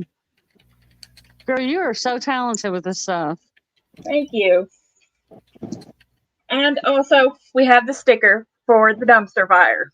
Yeah. We cannot forget our dumpster fire.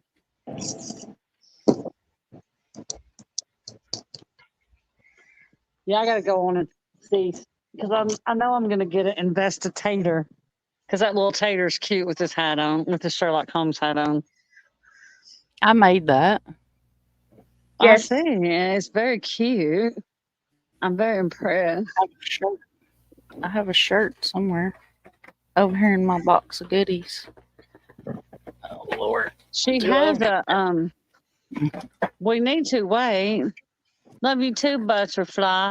We need to look. Southern Girl wants one of the dumpster fires. We need to post her link in the. Do you have her website link in thing, Mom? I think I can put it on there. Hold on, let me see. Yeah, See she my can do shirt, that. Kimber.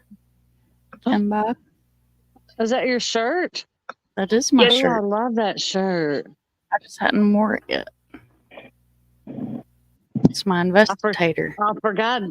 I forgot. Drifty's your sister. She is a mod, and she can drop that link in the chat. Yes, she can. She can drop. She's gonna drop her link in the chat. Let's see, y'all. She can with her little cups and stuff.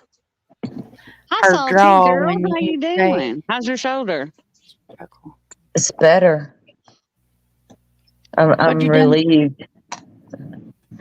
I got a jacked up shoulder. It goes way back. It and I go way back. So anyway, this time it got flared up pretty damn bad, and I've been dealing with it for about 2 months because my kiddo was going through some medical stuff, and that was, of course, takes precedence. So anyway, couldn't take it no more. Can't sleep. Can't do a lot of things right now. So I ended up going to the doctor today, and yeah. So I got to go see an orthopedic surgeon for my shoulder. But I got my steroid and my anti-inflammatory, super anti-inflammatory, and all that good stuff, and it feels better now. So y'all, that handmadewithlove90.com. Everybody in chat, that handmadewithlove90.com. That's Drifty's Drifty's website, and that's where you'll find the stuff that she was just showing on screen. That's where you'll find that stuff you can order. Mom, are you want to know where some of the graphics I make and some of the graphics she makes? She's learned how to do her own graphics. She's But very talented. I just got a very nice metal mug with what do Mighty you Monsters on it. use? What is that machine called? It's It's sublimation. I sub- technically have 3 heat presses, but I only use 2 because I can't figure out the last one. I don't want to talk about it.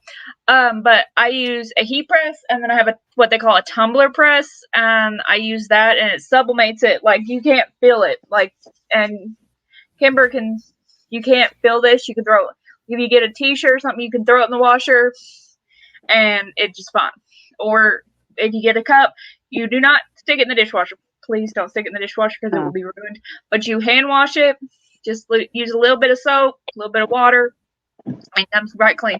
It comes with, as of right now, comes with 2 straws, and that's it. It comes with 2 straws if you get a tumbler, and a straw cleaner. I forgot the straw cleaner, but it does come with a straw cleaner, and it is all metal, so you can't stick it in the microwave.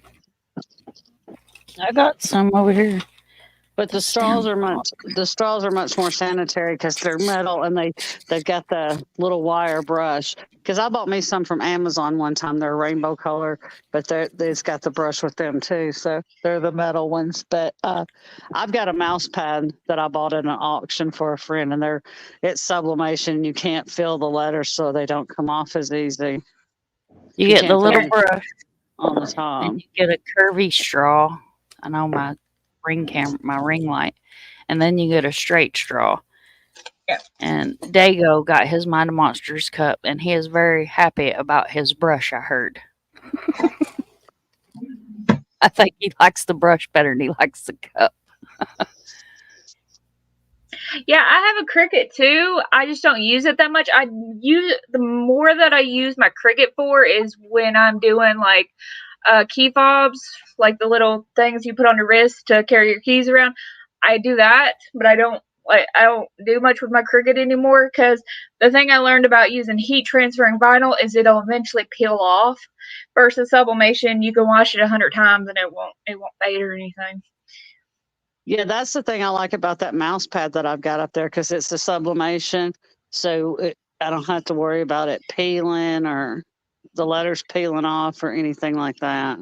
Yeah, my sister did all the things you're describing right there. The heat presses, she did all that for a long time, and it's better quality when you're getting it like you're talking about. They do last longer, and they're really good when they come out like that. So I love the designs. I love that dumpster fire one. I thought that was so funny when I saw that.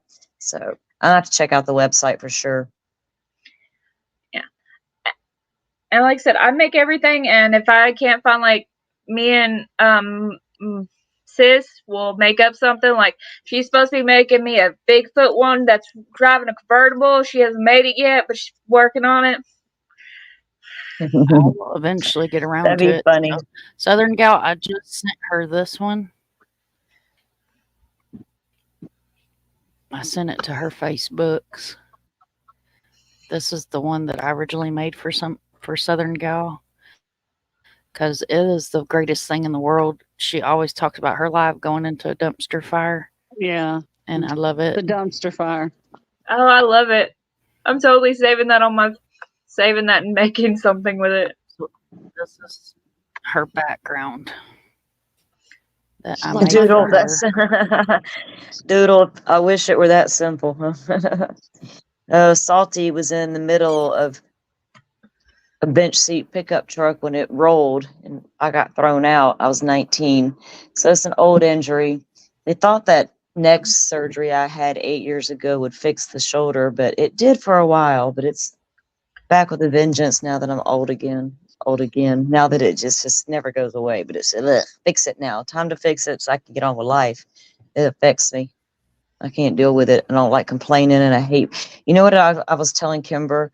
I was like, man, I was in my bedroom bitching about my bad shoulder because it was just freaking irritating me so bad where I can't sleep and just all the things, can't be at the computer. I was like, man, I reminded myself of Seth being up here. So I was like, fuck that. I got to go to the doctor. Excuse my language. So I had to go get my anti-inflammatories and pull my big girl pants up. I was done. I can't deal with that kind. I mean, I have a very high pain tolerance is the problem. So I let it go for way too long, trying to treat it at home, and nothing was working. So I had to go. It's wasted a beautiful day at the doctor's, but it's all good. I feel better. Oh, But yeah, no sex injury. I wish it could be that good of a story for you guys, but it wasn't. I'll have to This is send her one of those things, Doodle, to get her to make me a Kimberfoot cup. a camberfoot. Oh, Oh, the picture of Kimberfoot. Yeah. A Kimberfoot cup. But yeah, well, I had my shoulder messed up, but I had frozen shoulder, so I went to my primary care doctor sent me to the orthopedic doctor, and he goes, we're gonna give you a cortisone shot in your shoulder. I'm like, okay, how bad is this gonna hurt? And he goes, oh, I'm gonna spray it. It won't hurt that bad. So he sprayed it and gave me the shot. I'm like, is it over? He goes, yeah. I'm like, okay. I got so home Doodle that night. made this. This is a camberfoot. For those of y'all that don't know what a camberfoot is, Oh, that's cute. That she would be drinks cute. glitter wine. That would be cute with that and the glitter wine on the other side of the cup, or maybe the poop on the other side of the cup. And then this is what camberfoot's poop. Beware of a camberfoot. Kimberfoot. I stole those off of, y'all see Dago's screen share down there. I stole those from the live. But I think that yes. But no, he gave me the shot, and the cortisone flares were the worst. But I still take meloxicam for the meloxicam. But that's around that stuff.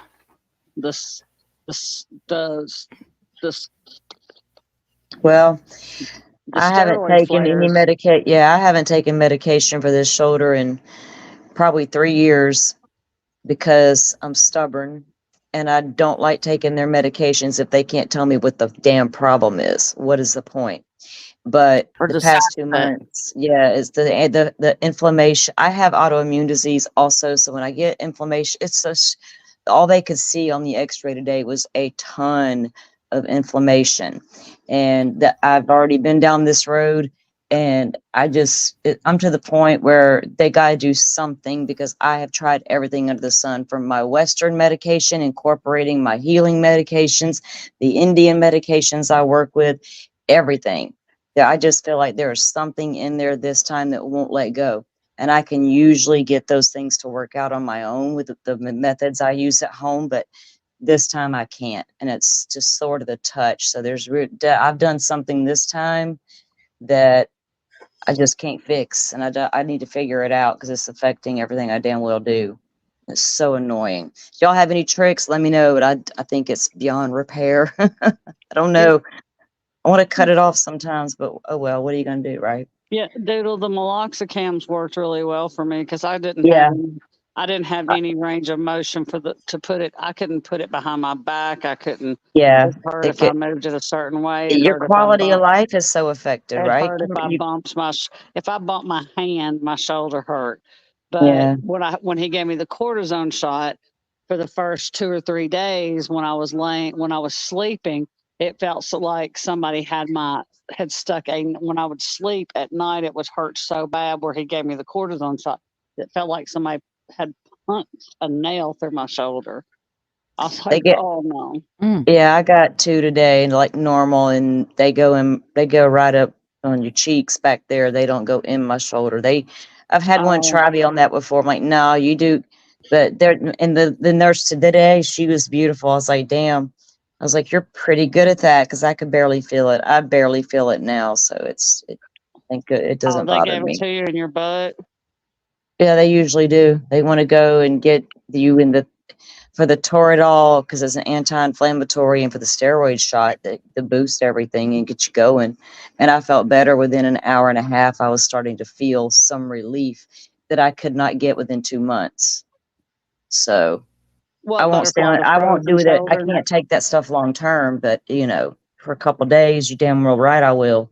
I might sleep tonight for the first time in a while. Woohoo! Anyway, have you tried icy hot? Yeah, I do everything. I have Yes, I have. And I also have heat methods, cold methods. I have tennis balls I lay on to rub into these knots, and usually I can work them out. There's all kind. I've been through physical therapy with this shoulder. I've been through pain management. I've been through neck surgery. And now it's down in my hand again, and it's just a whole thing. And it's a flare up. This time it's just really bad, but it's under control right now with the medication. I'll be okay. It's time for them to figure it out, though. Or say there's nothing we can do for your ass. You're old and broke up. It is what it is. I can't say anything. Get When your I worked shit at a nursing home out in Wilmore. I had I'd re-injured my left shoulder. I hadn't injured it. I re-injured it at work pulling caddies. Well, I worked with one of the nurses up on Lincoln had injured her shoulder the same exact time I did. So we were at physical therapy a lot together. And it turns out she didn't only injure her shoulder, she literally had tore it all out, and they'd misdiagnosed her to the point where she wasn't even supposed to be working because of how bad the injury actually was. Yeah, she said that because I told her I could feel like there was something out of place, needs to go back in, and it'll feel way better. And she said that I need to see the surgeon because of the fact there is but it's like arthritis type deal happening, making it move. So I know what it feels like. It's bone on bone, just like was in my neck. So if they can get it, and the minute I woke up, and people were like, you shouldn't go get no neck surgery. You shouldn't have that. Well, I suffered since I was 19. I didn't get the surgery till 8 years ago. And when I woke up in recovery, I felt 100 times better. I had instant headache relief. Everything was better. The shoulder was finally better. And I've done really well for a really long time. Neck still feels great, but I don't regret it. I wish I'd done it a lot sooner. So it's time to get the shoulder looked at to see if they can do something with it finally. If not, I'll just take my CBD and THC and use the methods I've been using and whatever. Both my shoulders are messed up. One from a car wreck, one from working at Thompson Hood in Wilmore. I messed it up the second time there, and it's not ever been right. My left shoulder hurts every single solitary day. It's just so annoying. It is, especially when you're trying to do something and you have to use your, because my right hand is my dominating hand, but if I have to use both and that sucker starts flaring up, I'm like, oh, and thank goodness I'm left-handed because it is my right shoulder, but I use my right hand for so many things. We have a sleeping Kimberfoot. Doodle, can you present the sleeping Kimberfoot? The sleeping Kimberfoot. Caution, I have no. Hey, I need that one. Can you that send one's Mom me, the Mom. sleeping Kimberfoot Yes, pictures, Doodle? this is why I pulled it up. So this is one that she made on her own as well, and this is Salty. In case y'all have not met Salty, caution, she has no filter. Sorry. Don't be sorry, ship. It is what it is. Doodle made sleeping Kimberfoot. She has her. She will send it. Mother forklift. Yes, I have not. Sandra says I used to run back all the time. Caregiving. Oh. And yes, Metamom, if you're still in here, I use Canva to create most of what I create. And then what are you using? Are you using Canva, Drifty? Yeah, I'm using Canva. I'm trying to get into some graphic classes at the college, but it's going slow and steady because unless I actually go for a degree, they get weird about the classes. I use Canva a lot too with my thumbnails and different things I use on my social media. I love Canva. I used to use oh god, I had 2 or 3 other programs, and I tried with what is it, Photoshop? But dude, oh my god, I love this. She sent it to your Discord, Mom. God, I have to download it. I don't want to share my whole messenger. Oh my god, I love it. Isn't it cute? This is awesome. Oh my god. I love Kimberfoot. I want one. I thought about you have this my own, morning but I when I want went to one. the They're so cute. You got with Bigfoot. the on, Where the hell did the it only go? restaurant I My have near computer my just house turned me is off. Bigfoot Crossing, and I went down there this morning to get a cup. They have a little Starbucks coffee in there, like, which is really shocking for out here in this rural area, but whatever. So I go down there to get me a little coffee this morning, and it's the Bigfoot Crossing, and they got all this cool Bigfoot stuff. I gotta take photos and send to you. They have this guy that does the wood carvings. He's got some Bigfoots up there, but they got the coolest little Bigfoot things just all around the store. And I think they have koozies. I have to Bigfoot. get you one of it. I got to get you a koozie if they got one. Yeah, I Check. try to make one. I try to make a cozy with Bigfoot, and it says don't be a what was it? Don't be a. I've been searching for Bigfoot since I was a little girl. I've never met anybody obsessed like that. I love that Mom Look loves at the Bigfoot because sleeping look Kimberfoot. at it. Look at all her little fireflies in her little bottle. That's Is that what that is? Or is that her sparkling wine? Let's see if I can. Disguised Look at as that. fireflies. Look Oh, at look. her sleeping. Kimber. So sweet. That's Kimber every night on panel when right before she dozes. Yeah, Good night, that's- And Kimber. Thank you, Doodle. My doodle bug made them for me. Oh no, I'm obsessed with baby. Bigfoot. Like, if you guys Yeah. are new to the channel, like if you look at the logo, the channel logo, like I know it's small on like YouTube, but I'll pull the logo up so you guys can see the actual logo. But if I think you you look, can see it. yeah, let me pull up this one. I'm going to have to take video. I've got video on my phone, but I'm going to show you guys of me riding on the boat through the river in Florida. And believe when I'm on that boat looking off in those woods like I always do, looking at nature, taking it all in, I'm steadily looking for Bigfoot because he's out there Everywhere. somewhere. Right, Mom? He's out there. So if you guys look at the Hell middle yeah. of my logo, it's a Bigfoot with the Bigfoot Yeah. with the mountains and the streams, and that's my logo. Yeah, so that's He I goes love it. everywhere with me. And then I love I it. can't get him down because I'll have to move all my stuff. But I will show you guys a Goodwill find. You know, all through the 70s when I was growing up, there were like these random sightings of Bigfoot. It was like this, people were starting to talk about Bigfoot, and there would be documentaries that was starting to emerge, and like news specials that would come out, and these random videos. And man, there was no way to fake some of that stuff they had from the early footage of Bigfoot. That's so cool. A tissue box that I found at the Goodwill for a doll hair.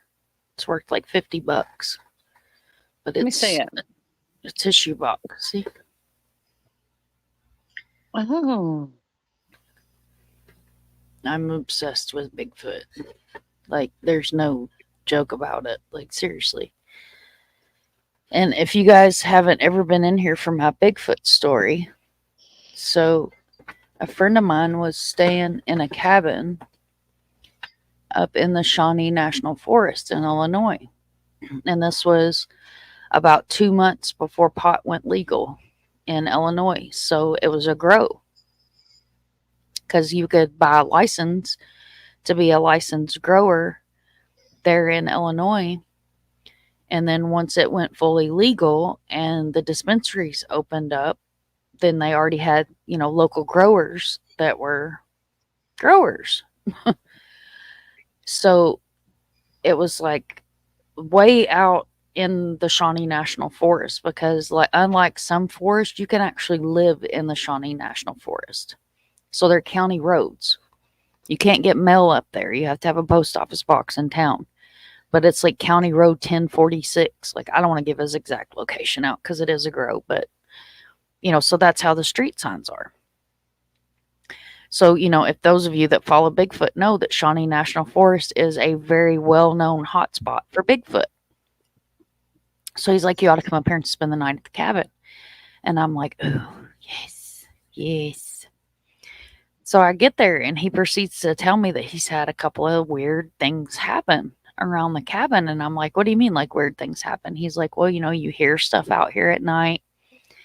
The lawnmower just randomly ended up like a half a mile away from the cabin one night. It's creepy. It's probably Bigfoot. And he's like, I don't know. You think so? I said, yeah. Do you not realize that this is a hot spot for Bigfoot sightings for like 100 years now?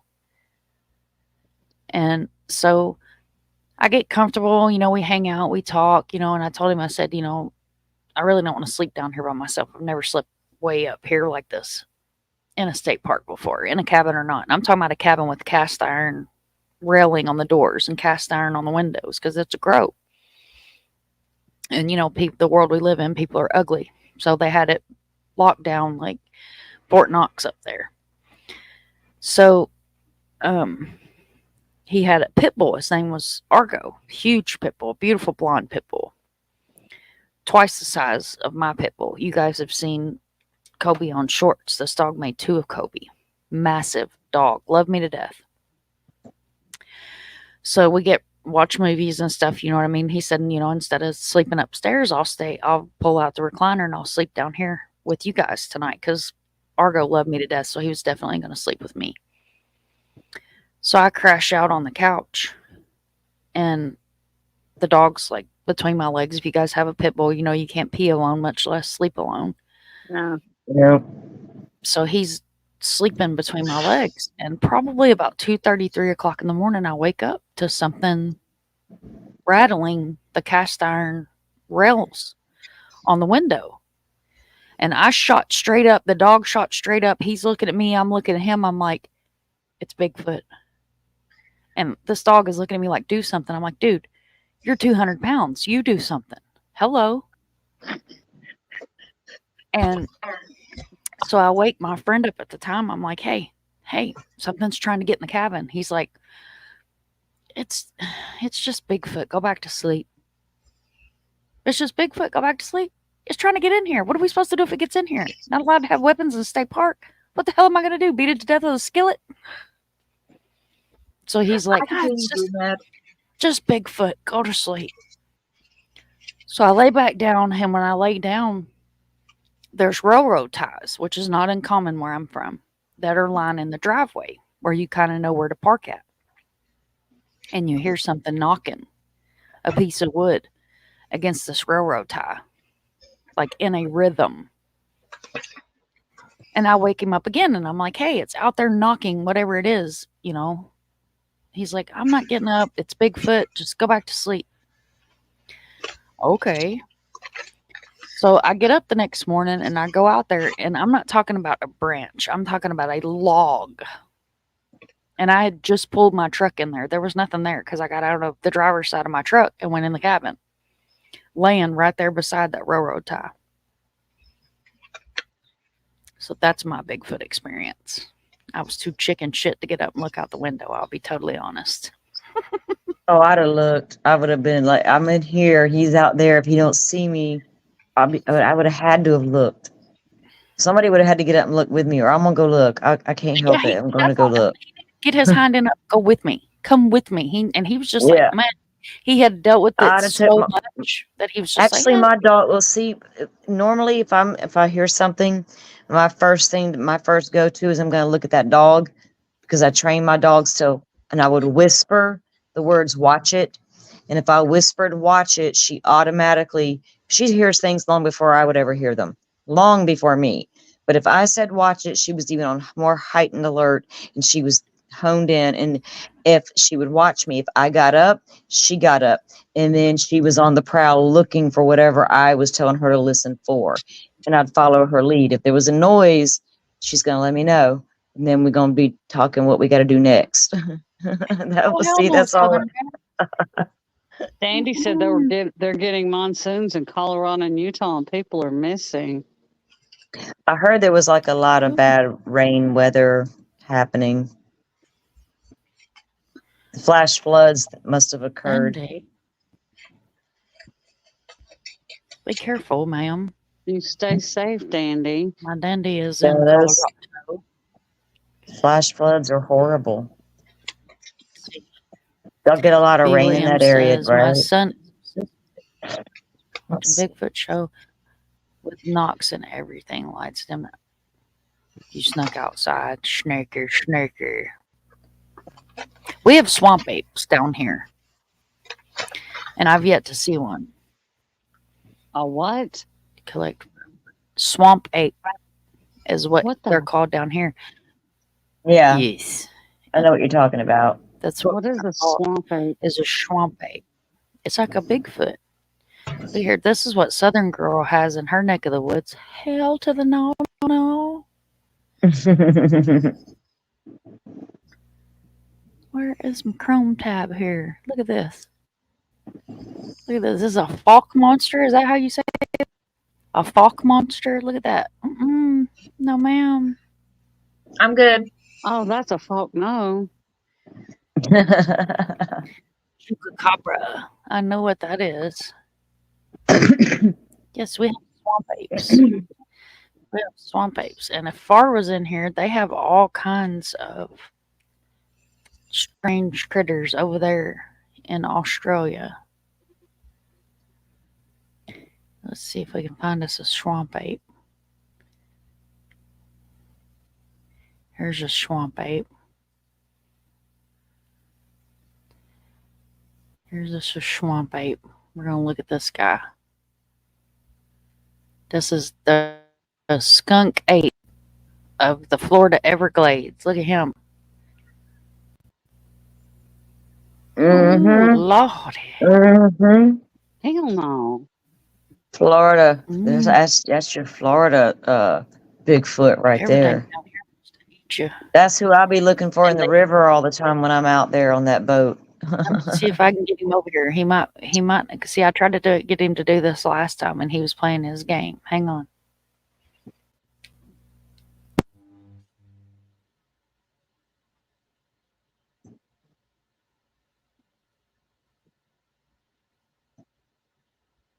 Okay, he might come over here this time. We got a real Florida man of our very own that has a swamp ape story, and I have tried for 4 years to get this man to tell his swamp ape story.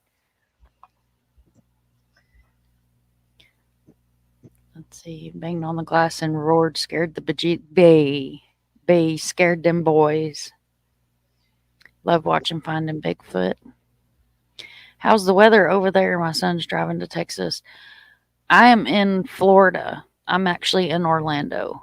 And the weather has been absolutely rainy and crap here. If it's not raining, it's 1,000 degrees. Salty, is it like that up there? Yep. It's Right now it horrible. is. I had rain today again. But this time of year, we are prone to getting our afternoon thunderstorms. But right now, it seems to be like whatever time of day it decides to do it. Yeah, like 30 minutes before the live was scheduled to start, the internet went out. Mm-hmm. Oh, sweet. I'm going to have to go live on the phone outside. What a great thing. Yeah. That's funny you say that because I've had lately, I've had a little bit of an issue when there's been some just weather. And I'm like, what the hell's going on lately? I don't understand. It's crazy ass weather, man. I'm telling you. And then when you, like, we have the pool, but when you go to get in the swimming pool and it feels like a sauna, it's not. Oh, Yeah. I love him. Oh, I love him. I do Doodle, I you're like it awesome. when the humidity's not high, but we rarely get the days without too high, but I'll take the days without the super high humidity because I like my summertime. Bigfoot loves your show, Mom. I love Doodle. You guys, if you're not subbed up to Doodle, Yeah. then what are you doing with your life? I know, right? She is amazing. Look at this, guys. Hang on, let me do Bigfoot this the loves correct Mom's way. show. He loves some I love monsters. Bigfoot. So, Dad, I have a Bigfoot carved. If you guys can see him, I don't think you can. If you can see him up here beside my chief, there's a Bigfoot up here. And Dad says that Bigfoot is the angel that keeps the missing people safe in the woods. That he's my angel that takes care of the things. So I have an obsession since I was a wee little girl. Look at this. Love it. It says mom on his hat and he's got Starbucks. It's Oh, a that's man cute. after my heart. He is a man after my heart. Look at this, y'all. He loves minding Oh my goodness. monsters. I love Nah, that. cool. With the little poopy dog. Where is my poopy dog? I'm surprised she's not in my lap. I'm live. Where are you at, heathen? She's usually over here all up in my business. Her wiener, girly. Y'all know my wiener likes to be on camera. Yeah. Don't they have rules against stuff like that now? And my wiener is not a green scheme failure, just by the way. Mom, The other- do the that other- again so I can. So you could clip it. Yes, you're reading My wiener comes I'm on over here screen on laughing my ass My off. wiener is not a peen screen wiener. Where My is wiener is not a green screen failure. She is a purposely on camera wiener. She That's is funny. my wiener is not a green screen wiener. Where's Isabella? In her house In her house. with her toy, Probably, yes, to keep Madam from chewing it into chewing pieces. it up. My dad is awesome. My dad Her is dad- phenomenal. Her dad does some amazing work. He does. Mom texts me some of the stuff that he's done, and he is like so amazing. Doodle's wiener just lays around lazy. I love wieners too. Butterfly. I'm a big fan of wieners. I love my little brown wiener. She's a furry little wiener. I like a wiener. Where is my wiener? Wiener need to have his own house. I mean, never mind. Okay, I'm back. I will go and retrieve my wiener. She's going to get girly. Holly, you don't have to be rude. She's going to get girly. What? She gets girly. I'm gonna tell you what. She walks in that door, and if Girly wants to be close to her, them two, Girly and Isabella, they sound like little piranha dogs fighting. Oh, they are. They're just. When Sis lived up here, Girly was my baby. I would pet her and love her and spoil her rotten. And when Isabella got mad, she'd come up there and start fights with her. And she was just a puppy at the time, and she'd start fights with her and everything else. But I had 3 dogs. I have 2 now, and I felt so sorry for my male dog because he was the only male in the house at the time. And I'm my boyfriend, but he was the only male animal in the house. The rest of us was female. He was outnumbered 10-1. So he was our surprise puppy. We did not know he was coming. We didn't even know what he was. We went up. My Jack Russell. One day she was growling at me. The next day we got Scruffy. And what's funny is he always slept with a sister named Sugar, and he would aggravate Sugar, and Sugar would bite him square in the face. And I'm like, Bubba, have you learned your lesson? He just looked at me like, no, I ain't learned my lesson. I'm gonna do it again here in about 5 minutes. 5 minutes later, he would aggravate Sugar. Sugar would bite him square in the face. I'm like, Sugar, you don't hurt him one of these days. She just looks at me like, okay, you'll learn eventually. Here is my wiener. Oh, yeah, my baby. There's Girly. Hi, Girly. Hi, my baby. Girly girl. Are you being You met good your girl? Aunt City? Are you over there trying to get your mama's toys? Real happy 33. Lord, what did I enter into? We was talking about our wieners. Talking about the wieners. We was talking about our wieners. But he says, I know there's a lot of fake videos out there, but the ones I have seen, some of what they show only Bigfoot, Sasquatch. The other day, You love my Winner's color. Come here, Winner. I was Come here, talking sissy. about. I was talking to Mom, and she was like, Here. she was running around going, "Here, girlie, take this, take this." She goes, "I'm trying to give her this toy. I mean, a treat, so she will give me back Isabella's toy before she rips it up." Now she's done with me. She got her treat. So she said, because she will tear all of Isabella's toys up. My winner was a twin. It was a girl and a boy. Isabel has 7 puppies every time she has a litter. Never fails. She's had 3 litters and had 7 pups, all 3 litters, but now she's too old to have pups, so we don't breed her anymore. Because she's an old girl now. She's a min So pin, I'm isn't scared. she? Yes, she's a min pin. Oh, man, you can jump. And her Or you Girdley's can have dad some is sugar or coffee. a toy dapple Dotson. And he was a long hair. So when she was born, well, when the puppies were born, what I was hoping is that they would have short hair bodies and little furry feet like hippie chickens. I did not get my wish. Butterfly, can I pet that dog? Can I pet that dog? That is one of my favorite videos. Well, she really didn't have any choice but to have an attitude because her mom was a min pin and her daddy was a dachshund. She does have an attitude.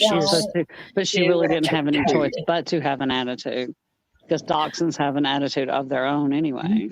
Yes, they're very needy, and you have to constantly reset their ears because her ears flip backwards. Yes, so you have to reset. You have to factory reset the whiner.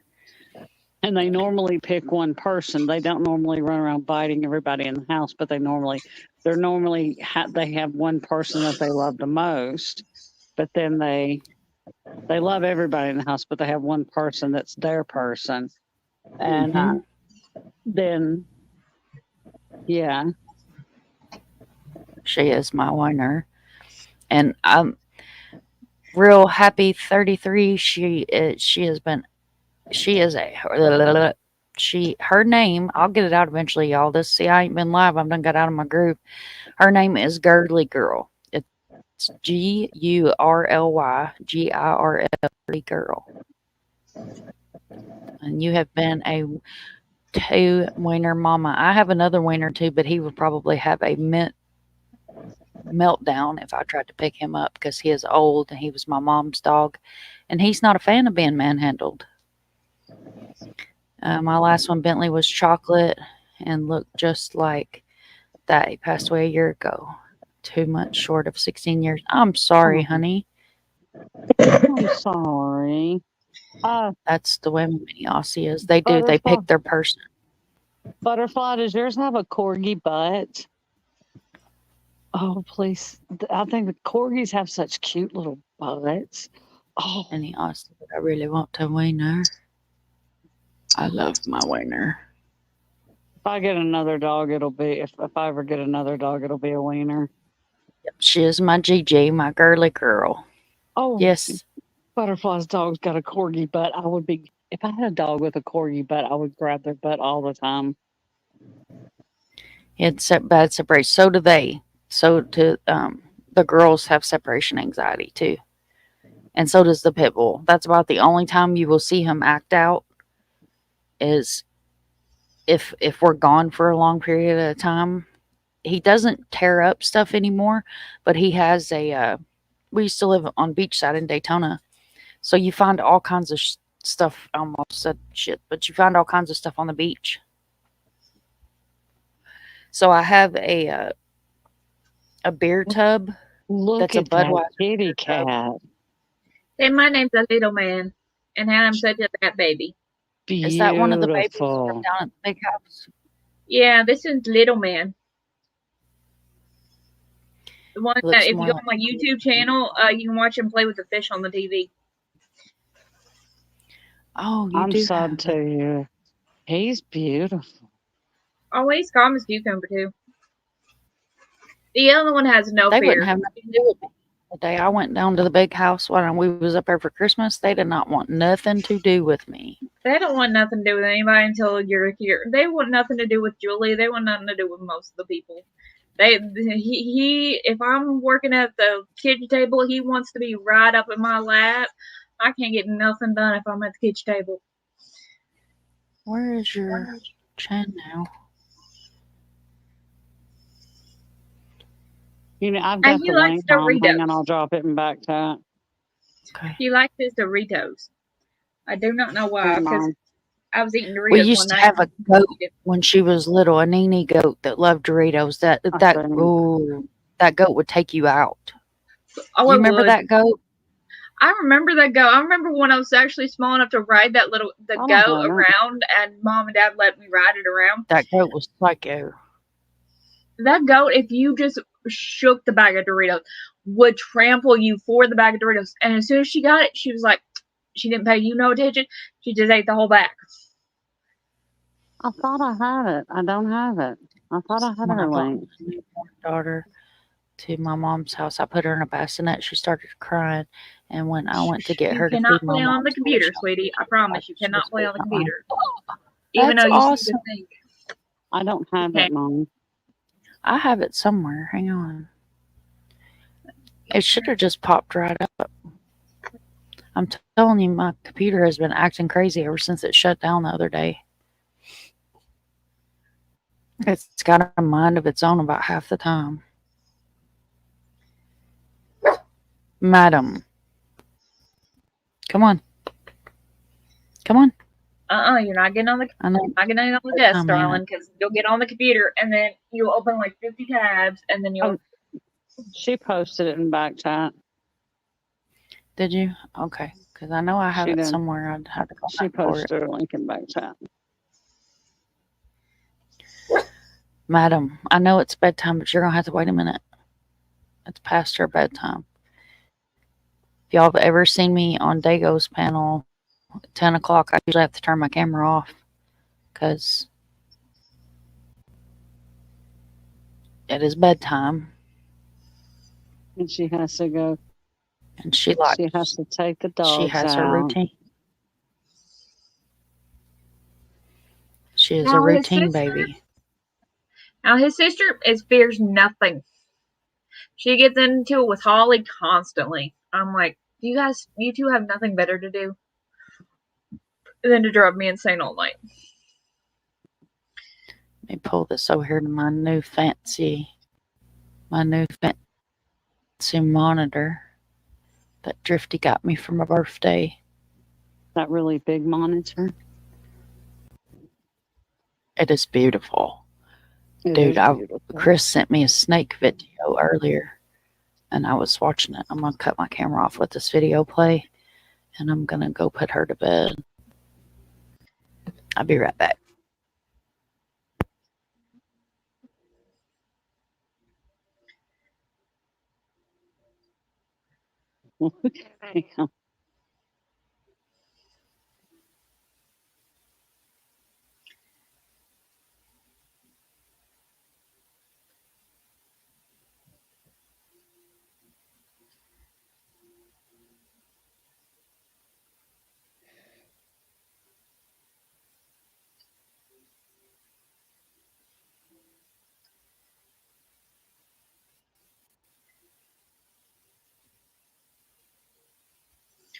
Do you want to be a part of the camera today? Say no, I want to be in the lap today. He's straight up a lap baby. Don't let him fool you. He's a straight up lap baby. Especially if I'm in the kitchen, he is like in my lap. And if I put him down, he just jumps right back up. He's like, Mom, I want to be seen. Oh, when my dad's up here, he will literally super glue himself to my dad. He don't got nothing to do with me. Dad's up here, I might as well be invisible. Because when he was a kitten, he wasn't even a whole pound when he was about 6 weeks old. He wasn't even full pound yet. We had to take him to the vet, him and his sister, because they had a bad eye infection. And his sister weighed about 1.5 pounds. He weighed half a pound. And he would growl and snarl and be all mean and act like he was all that. He wasn't. He was tiny when he was little. So Dad would pick him up every day, no matter what, no matter how much he hits, no matter how much he growled. He'd pick him up, love him to death. After a while, he's like, okay, I'm just gonna take the affection, and I'm just gonna roll with it. And this is what he created right here, this lap baby. That's why he's so loving. Yeah, his sister's just as loving. His sister let anybody pet her. She don't care who you are. She wants petsies all day long. He wants to be around me, or he wants to be around Dad. He don't want to be around any other person. Holly's the same way. Holly is very unusual. Holly will love up on you, but she don't want your pets.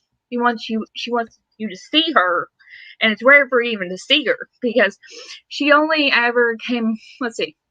It was me. Chris, she'll love up on Chris. She don't want Chris to pet her. She wants to be known when she's around. Granny, and that's it. There's like 3, maybe 4 people she wants anything to do with. Ever. You talking about that psycho cat? Yes, I'm talking about Holly Jolly. She's just psycho. She loves Mom to death, but she just don't want to be pet. She don't want any pets from. She just wants. Dandy sent us this. This is Colorado, y'all. Oh my word! Are we playing? Is that Balance the of the Human? That's the floods that are happening now. Oh my goodness! That's Okay, crazy. No Dandy, fighting. please be careful. No Oh fighting. my Dandy, goodness. please be careful. Is that over near where the dam was threatening to break loose as well? I don't know if it's the same area or not, but I think it is. She says, I'm in the high desert. It's dry. I've got gator skin. I'm sorry, love. And B, I am looking for the command for Nightbot for my email because I forget. I don't use Nightbot very often. Usually, Far is my Nightbot queen. She drops most of my stuff. I don't know all the commands. I'm lucky to remember mine. Hi, QRPBS. Where the hell is my...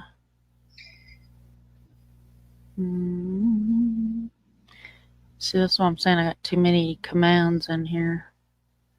It should auto drop it. Let me see if I can find it under timers. See, this is what happens when I don't go live for 2 weeks. I forget how to use my own stuff. Isn't that sad, y'all? I don't know where Holly is, little man. She's down there somewhere. I just don't know where. It'll drop it, but this is my email, B. If you want to send me something.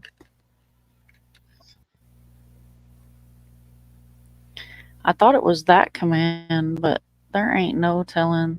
Let me see how it's set up over here. It's just email, but it's on a timer, so Nightbot should drop it on his own, but it doesn't drop like on command. Hi, QRPB's Music Crime Time. Thank you for coming in. It's Skits West Crime. We think you found it. It's on my About page, too. Let's see. I'm on my phone and laptop. There it goes. It dropped it. They're listening. Now you can do this. And it should drop the link to it. I think. Little man, that's not exactly stable. You don't listen with the diddles, do you? So that is the link to the Nightbot commands. You can click on that link and it'll pull up the commands to Nightbot. We have all kinds of cool stuff in Nightbot. Like, you can do this. Whoa, not that. What the heck did I just do? Not that. Y'all don't click on that. That's not going to work. Let's try that again. You can click like this. And it's going to, I don't even, NOS. Gnaws. Hmm. It'll drop this. Or if you do this, it will drop our lovely Doodlebugs link. Yeah, I figured that one out. And I figured the hashtag like. If you do this, where'd it go?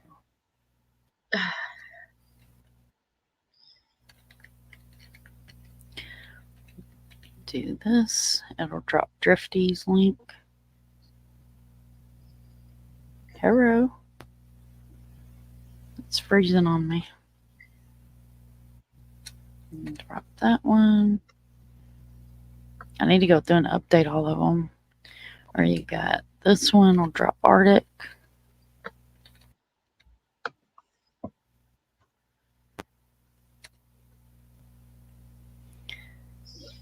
Let's see. That video is from Moab, Utah, but that's how rain rules in the dry desert. Don't come here with only ignorance in your backpack. Facts. I love Colorado. I had a deer up there one time, took out a lot of damage in my vehicle. A lot of damage. Can I help you, little man? Say no. I just want attention. Look, dropped it again. I thought I put a bunch of other ones in here. I get bored and I put like all kinds of stuff in here, and then I forget what I put the commands under.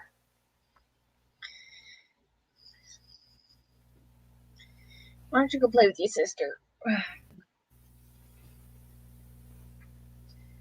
I love you too, but go play with your sister. You haven't tormented her dog. Twice. Oh, I forgot about this. See, because I sit in here and I put a bunch of them in here one night, and I forgot what I put in. So there's Southern Gals. You guys are not subbed up to hers. And I had to put Kimber and Salty in here, but I have them over here on my quick drops. Ciao, we can quick drop them. Ciao. Here's Salty's link.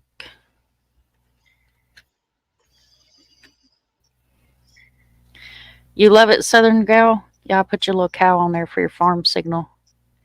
Or moo cow. And Kimber Crimes.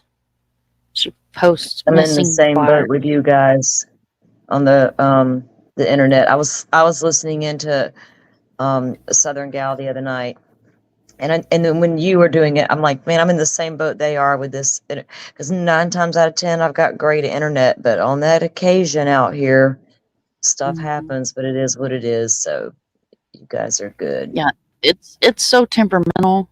Like, it's seriously so temperamental out here. Mama Michelle, welcome in, honey. Your moo moo cow. I'm glad you like it, love. And then you guys know that if you do a green heart, it'll drop Sebastian for us. If you do this and type out monkey, it will drop my monkey. Kel, welcome in, honey. Why is Nightbot not responsible? What did Nightbot do? Nightbot is so crazy. When I first started on YouTube, the first person that I don't even remember who it was. The first time I saw a Nightbot, I was all like, "Hey, Nightbot, what's going on?" I thought it was somebody's name. Yeah, I talked to Nightbot too one time in here. I was like, well, Nightbot didn't speak back. How rude. Why is he not responding? I don't know, Dandy. He the should rudest mod on earth, right? That's funny. He didn't drop. It should have dropped. But he's like, Nightbot says some interesting things sometimes.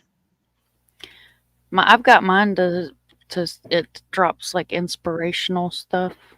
Yeah, I've noticed. I was going to ask you, I guess you could program it to do the things. There, it dropped it. That's Frankie's channel. It might be the internet, Dandy.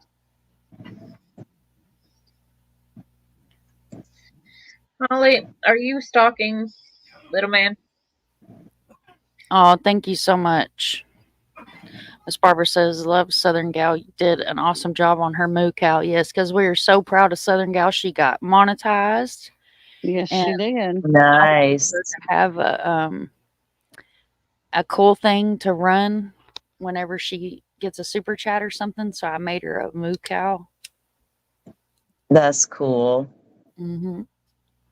I love making stuff like some nights, like when they're, if there's nobody live or if I just need to like take a break from true crime, I'll just sit and make different graphics or slides or, yeah. that's how you end with stuff like this.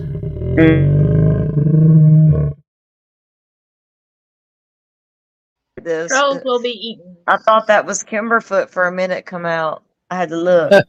No, I'm good. I'm still up over here. Okay. She's still. We just checking, Kimber. We're gonna get Doodle going live one day. Mm-hmm.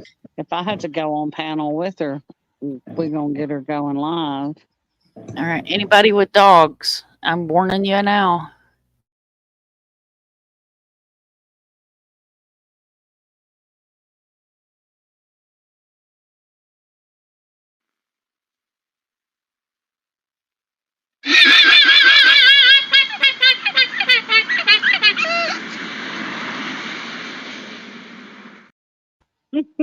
No, they're mean. Those animals are mean. That's my jackass. I bet you, man. I got a jackass 1 and a jackass 2, but they're human. Look, legit. Keeps going. She hasn't played a video yet. Butterfly thinks I'm gonna go to sleep when you play a video.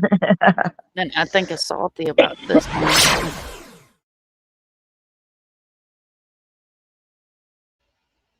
Map time. Oh man, I thought I just pulled a Dago. I didn't know I was muted.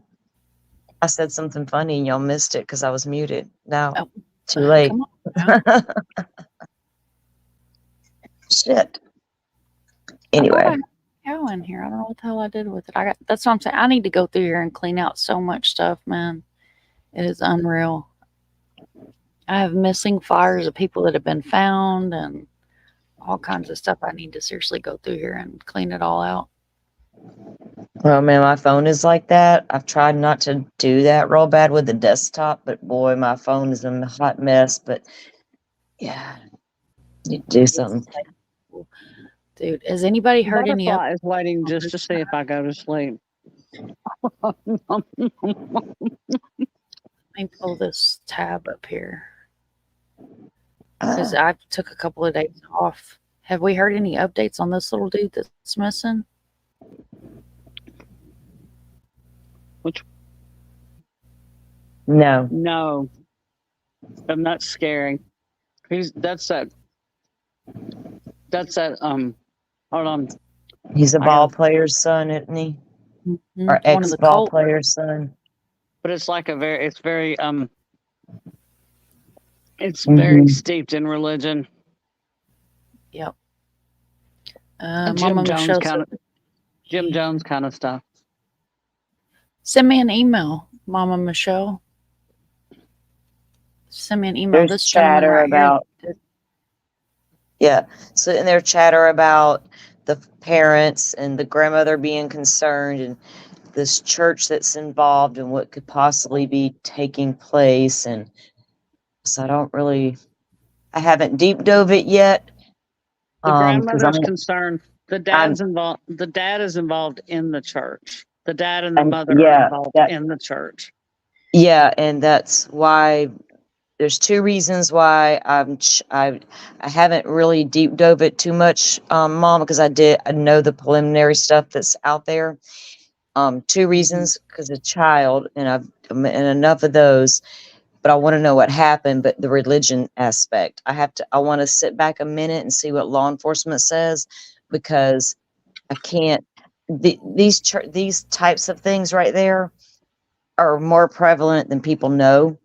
And I want to get my hands on any documents attached to this case if he's actually there. Do you know what I mean?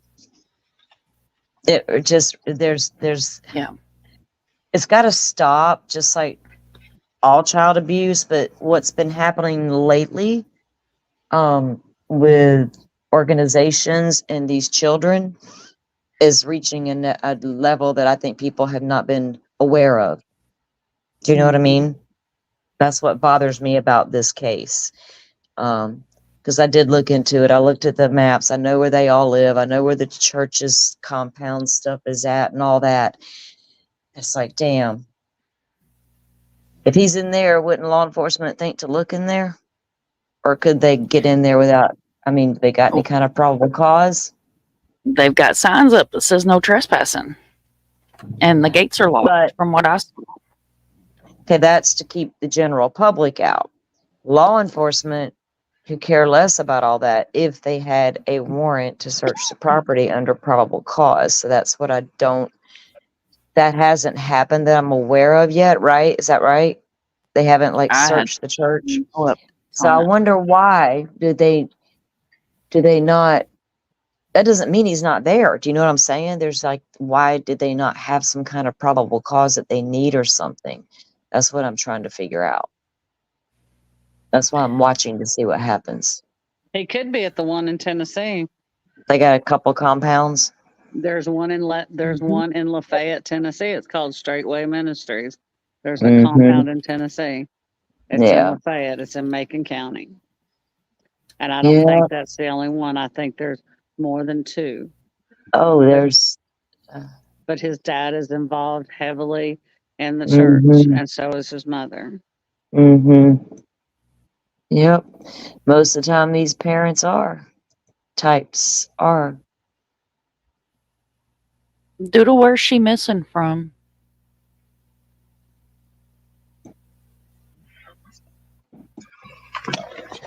In the runaway case, a female, she's 13 and pregnant. Blood, she has to be scared. Barbara, they Goodness. think that it's possible child abuse. And I'm not monetized, so I can speak openly over here because Mm-hmm. YouTube does not watch me like they do other channels. So, it is a crime channel, so trigger warnings are generally not something that I say a lot because we do. You don't have to share if you don't want to. I sent the email. I hope I did it correctly. I'll check it in just a second. Religion scares me. People are acting on some in the name of religion. We see that so often. Mm-hmm. Churches Too and much. organizations are scary and disturbing. Metamom put something in Discord. I have one of those before. We have a lot in common. Even more disturbing when they start talking about compounds. Yeah, dude, because I'm from the times of Waco. And Right. what was the other one, guys? What was that other one that was a big one? Me and Kimber were talking about it the other night. The shoe people. Yeah, the ones where they all wore the black and white Nikes. I cannot Oh, think to yeah, that, yeah, y'all. yeah. Oh, God. Me neither. Jim That wasn't the Jones. ones that all was in the tent drinking the juice. She's missing out of Washington. I don't know. Washington State.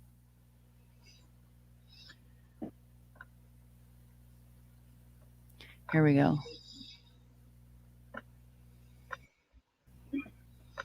Oh, what a pretty girl. Everson police searching for a missing pregnant teen. Look at her. That's a baby.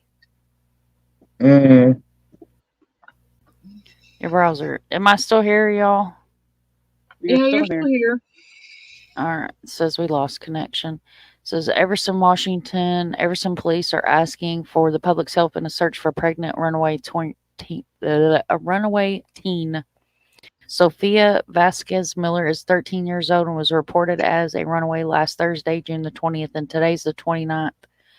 Court documents state that Vasquez Miller left her home in a dispute with her mother. Police are also looking for her connection with a legal matter since she has been cited in Sumas and Everson. Everson police added that She has a history of running away from home. Anyone sees her is asked to call 911. You know, what always concerns me with these habitual runaways, and it's not every case, so I'm not saying this happens every time, but I always ask myself, what is going on at home that is causing these children To continuously run away. to continuously run away? Mm-hmm.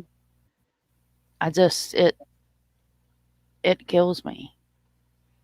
Good for her. Sometimes Someone has to get to the bottom of that, because there's got to be something going on at home for them to continuously run away. There has to be something going on at home.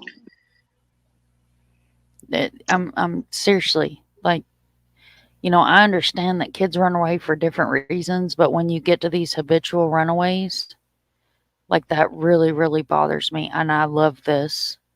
It says, "Beam me up."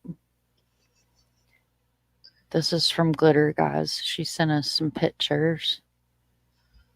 That makes me so happy. Oh, that's cool. I need that. That has to be the prettiest alien I have seen all day. That's a whole lot prettier than that alien that Dago was showing the other night. Good Lord, y'all. I'm still That tore up could over be that green thing on nice. his chin. Right? I'm Lord. telling you, whatever that green thing was on his chin, boy, that had me so tore up. Mom, I sent you that link in Discord to the Straightway Ministries in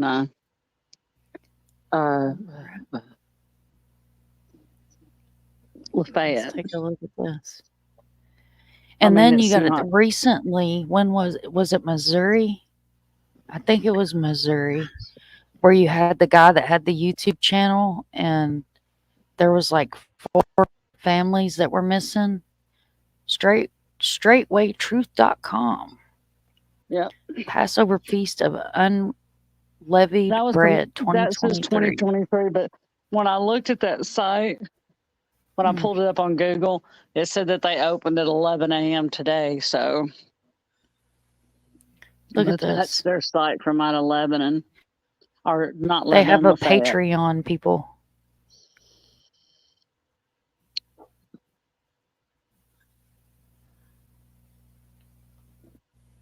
Not knocking anybody for religions, but it's just they have a Patreon. When you get that culty kind of feeling. Yeah. Yeah, that's they have. Culty. Did you see that? Look, they have a Patreon. What is a Patreon? For those of you guys that don't know what Patreon is for, so Patreon is for stuff that you cannot post on regular social media because you will get hit with community standards. Like, I don't want to say his name or anything because I'll just put it this way. There is an extremely disturbing individual out of California that was a mortician's assistant, and he was doing some pretty disgusting things. And I cannot post that here, and I cannot talk about it here. But I can put that on my Patreon, and there's no rules over there. And I would not give her name or a view to save my soul. But the person that took it upon herself to share Gannon's autopsy photos was put behind a paywall on Patreon because YouTube would have trashed her channel had she posted and shared anything more than she did on her YouTube, which she posted exactly what you're right at the borderline on YouTube. The rest of it was posted on Patreon. And you had to pay to view it. Yes.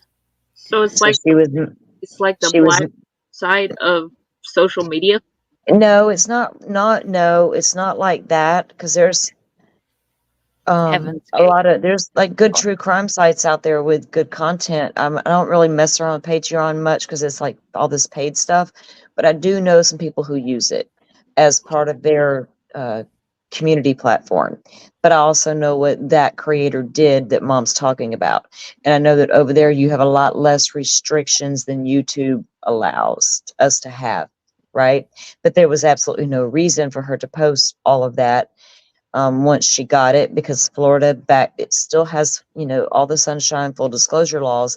But at that time, Gannon wasn't protected by the law that Mom's getting ready to talk about here. But yeah, you can go on there and pay for the content. It's like extra content. You know what I mean? You're like, if you sub and you pay all these different things and you get like I think some use it for like their highest paid memberships, can go to the Patreon and do this and that. So it's all this stuff. So it's not really like the dark web per se, though. Pretty damn I close, don't think though. it was meant to be that. It wasn't meant to be that, right, though, Mom? But it can be that, yes, if you go looking in the wrong place or something. Like the video that got my channel hit and I got put in YouTube jail for 4 days was where a guy took a explosive device and strapped it to himself and took out 2 other people. Well, YouTube frowns upon that. Being a newer creator at the time, I didn't know, so I posted it as a short. Yeah. They did not like that. So I could take that video if I wanted to, and I have a Patreon, but I don't promote it. Because I don't ever put anything over there that I can't put here, because I just feel like re-victimizing families is not something I want to do. And yes, Michelle and Southern Gal, I do know these. I do remember these faces. This is we actually share these 2 on Missing Poster Monday. This is Cranice Jones, missing since May the 10th, 1992, out of Woodville, Memphis, age now 35 years old. And there is her age progression. And then Lamont Jordan Allen, age now 34 years old. And he doesn't have a progression. I wonder why. So this photo is shown age progressed 31 years. She was last seen in the company of Lamont Allen, who is also missing. They were last seen near a grocery store 4 miles east of Woodville on Highway 24. They're both considered at risk. She has a scar in the front of black and white polka dotted tie slippers. Scar on her right ear, and was last seen wearing multicolored one-piece shorts outfit with black and white polka dot tie and slipper sandals. Yes, I am familiar with these 2. But this is why I love doing these lives, guys, because you guys come in with some of great reminders of missing people that we always need to go back and take a look at. Oh, we got a winner picture, y'all. We did. We did. My computer is going to take forever. So we'll bounce back and forth between missing and true crime and just decompress some. Because I feel like the decompression is important while we're also making sure that we're talking about our missing people, because that's what we do over here. Like, I was so honored to have and Bethany in chat tonight. That really made my heart smile. So Vlad went missing right down the road from where I live, and he's actually one of my first cases that was a local case. And those of you that are, a part of my personal life know that a lot of those places I mentioned tonight are places that I frequent. Like when we go to Goodwill, we go to Waterford Lake Goodwill.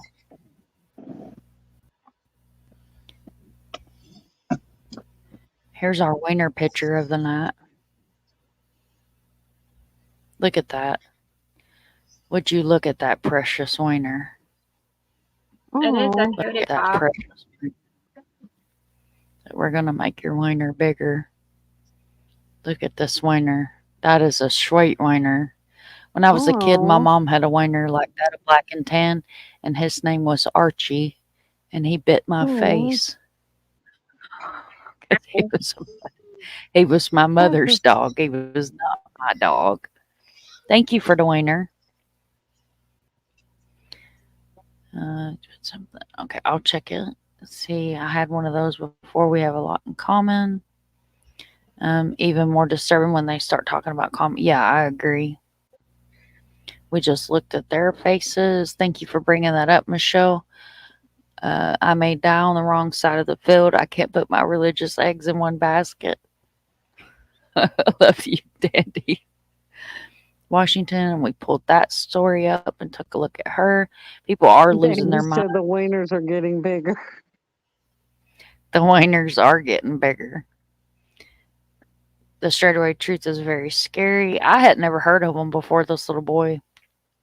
I hadn't either, but I wish I would have, and knowing they're here in Tennessee too.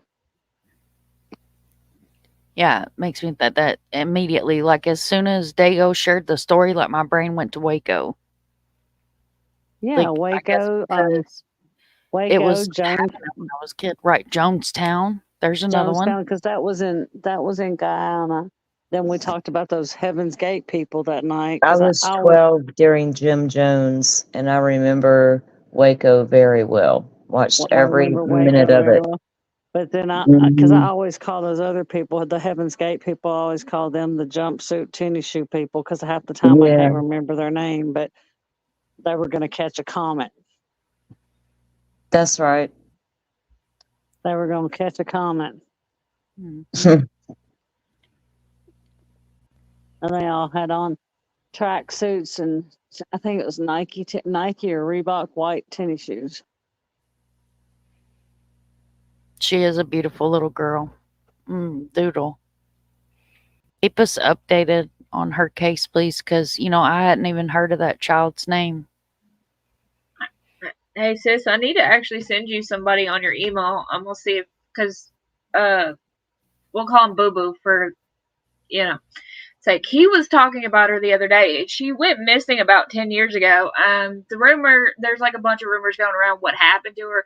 One person said that she ran off with a boyfriend. Another person said that she was running with the wrong crowd and got buried somewhere. She's been missing about 12 years. I think her first name was Bethany. I want to say her last name was Farley, but I'll ask him, because me and him were talking about it. Because I worked with a guy his wife was her cousin, and he's like, "Oh, she just ran off with somebody and everything." And then you remember Randy? He knew her, and he's like, "Yeah, we're pretty sure one of Dad's good friends." He's like, "Yeah, he probably had something to do with it," and there's a bunch of rumors going around that she's buried somewhere. Or I always thought if anything actually happened to her, they dropped her off in Jackson County in the bottoms. But you feel like a lot, or the missing or trafficked. Yep. It's a pandemic. You want to talk about a real pandemic? That trafficking in this country is a pandemic, or in the world for that matter. Yes. Yeah, Glitter, and what Glitter said, that she knew that I was going to say she had to have a reason to run, because, and I mean no disrespect at all by saying that. It just makes your mind wonder, especially with habitual runaways, because there's a girl out of Arizona, and when the case got brought to me, the child didn't even have a missing flyer. So I spent 4 hours on the phone with 3 different counties in Arizona trying to track down the correct freaking detective that was on her case, and it was a nightmare. Her dad was in jail for taking pictures of her while she was in the shower. And yes, you heard me correctly. And that case turned into a whole shit show, if you will. And I got permission from the lead detective to make her a missing flyer because she didn't have one. And then a smaller channel, who again is another channel, I will not say her name over here, got in contact with an aunt on the dad's side of the family, and then proceeded to talk on a live about where this child's location was. And this man is dangerous. And I am not going to mince my words. I called the law, the detective that I had contact information for, that I was up at 2 o'clock in the freaking morning talking to on the Hi, phone, Mr. Steve. that this creator had done that. Completely unacceptable. So to this day, I don't know if that child is okay or if they ever found her, because her information just dropped off the internet. Glitter says that is a UFO on the side of a building. It's actually a coffee shop by where I live. I love that coffee shop. Her name was Yeah. Brooklyn Farthing. I sent you her name on your messenger. On Messenger? Okay. Yeah. Trisha says my daughter was a habitual runner. It wasn't the life at home. It was her mental status, and she was diagnosed with borderline personality disorder. So it wasn't home life, but I get what you're saying. That's what I was saying, Trish, is sometimes it's not, it just makes you wonder, like, if it's not home or school, what is going on? What causes these kids to be habitual runaways? And you guys, if you've ever heard me talk about my story, I was a habitual runaway. Like, I'm not going to sit up here and say I wasn't. I was hell on wheels. Mercedes, or Drifty, was little when I was in my teens. So she doesn't remember probably a lot of it unless she's heard horror stories from Dad. Oh, I've heard some stories. But I was an asshole. Like, my mother was Southern Baptist, loved me with every inch of her soul, but I was a pro at sneaking out of my window, jumping trains, and going across town to party and drink. Like, I was absolute hell on wheels. I was on probation when I was like 12 years old for being a habitual runaway. So it's definitely not always home life. It's sometimes just a rebel child. And that's what I was an absolute rebel. I mean, I was raised in a very strict home, but I was a rambler. Like, that was my soul, was I wanted to be out, and I wanted to learn, and I wanted to travel. I got married when I was 16, traveled all over the United States, Mexico. I've been to Jamaica. Like, I traveled all over the place because I couldn't sit still. So it's not always home. Sometimes it's what's going on in here. Or also who's luring them, then the problem's not at home and they're running towards something or someone. Exactly. There's so many different reasons. Dandy says, in my opinion, the most targeted are teens in trauma that are easily taken advantage of. That's very true too. And Trish, my heart goes out to you, honey. Barbara said, sorry at Trish Crow. I understand that's what happened to my oldest son's. Prayers. Yeah, prayers to you, Miss Barbara. You're a rock star and we love you dearly. Yeah, Zav is trash. And that's not why she was doing it. There's Mr. Steve back. Welcome back, Mr. Steve. IDK censored or not, personal preference is key. If I'll ever want to see that. Right.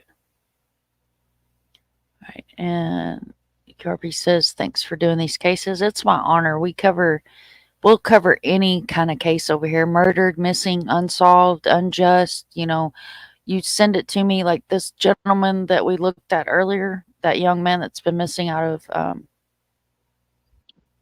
Washington. That was a sub that sent that case to me. I also have another case as well that I'm going to like using the word pew pew here because YouTube doesn't allow the real world. If you are monetized, they don't like you to use the real word gun, but I use the word gun because I'm not monetized. I also say murder. And about the only one I won't use is the R word. And you have to be careful with self-harm, the real word for that, because it doesn't matter if you're monetized, they will hit you for it. I remember seeing that on Arctic or Southern Gal. There's Scooter McBooters. Welcome in. Let's see, they went missing together and are not related. Hello, sweet mom. Mad's panel wanted to stop by and say hello. Hello, hello. Thank you for stopping in, honey. Beautiful girl and a beautiful wiener. That was a pretty impressive wiener, wasn't it, Doodle? We love a good wiener around here. And not the green screen failure kind of wieners. We like the furry wieners that come with legs and love. That's right. Scooter says she just found a homeless wiener. She's long haired one and we became besties. A homeless wiener is the best kind of wiener if you can give that wiener a home to love. Steve says, well, I came back and heard wiener picture and thought, what the hell? Poor Mr. Steve. Look at Barbara. No. She said, why you guys been talking about wieners all night? Because I love my little wiener. There is an inside story to the wiener. And see, now Doodle goes, yes, not the one-eyed snake. Leave it to our Doodle. Yeah, no. No, not those kind of wieners. We were shared a wiener from the chat. So we shared the wiener because my wiener is bedtime at 10 o'clock. And she is big about going to bed. But we shared this wiener here. A wiener dog. See? Purdy wiener. Aw. That's what you're talking about, Mr. Steve. Not any kind of other kind of wieners. This is We're talking about the PG wiener dogs. I don't know about a comet, but they got a case. There you go. Oh, she's talking about when I said, what they call, right. What I was talking about them catching the comet. The Heaven's Gate people with their with their jogging suits and their white Nikes or Reeboks. I said they were supposed to catch a comet, and she goes, I don't know about a comet, but they caught a case. Thank you, Dandy. You guys are awesome. Honored to have Mr. Steve in here. You still traveling, Mr. Steve? No, I don't have any new information. Am I muted? Can y'all hear me? It might be on my end, though. My laptop is cranky like that. I do not have any new information on him other than, I guess I could share this with you guys. I'm not going to use her name because I haven't had her on panel yet and I don't feel comfortable using her name. So I am going to use just Sister. So for those of you that were not here that night during the live and don't know the story of Charles Crow, he is a missing man out of Daytona Beach, Florida. And an advocate that I work with on Twitter reached out to me and asked me if I would help a family that was not able to get law enforcement to help with their missing loved one. And I said, absolutely, it'll be my honor. He is missing out of Daytona Beach, Florida. This is Charles Chuck Crow.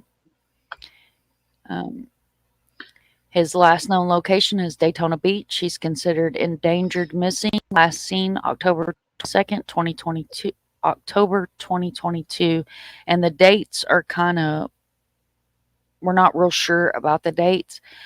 Chuck suffers from schizophrenia. He was last seen in Daytona Beach, Florida. He was unhoused and frequented the beach. He loved the water and was a surfer. Am I muted? And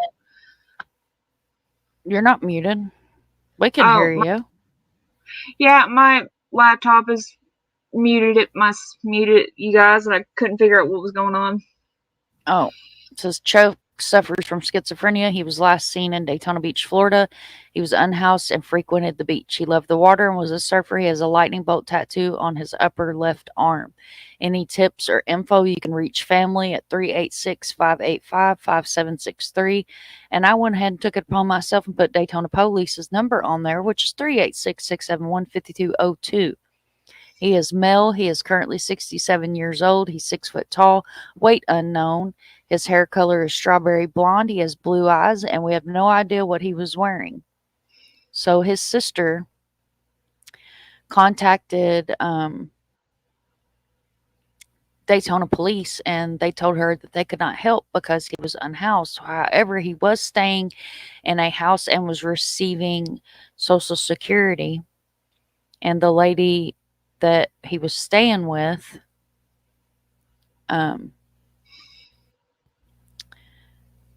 he just vanished. He was last known to be at Halifax Hospital in Daytona Beach.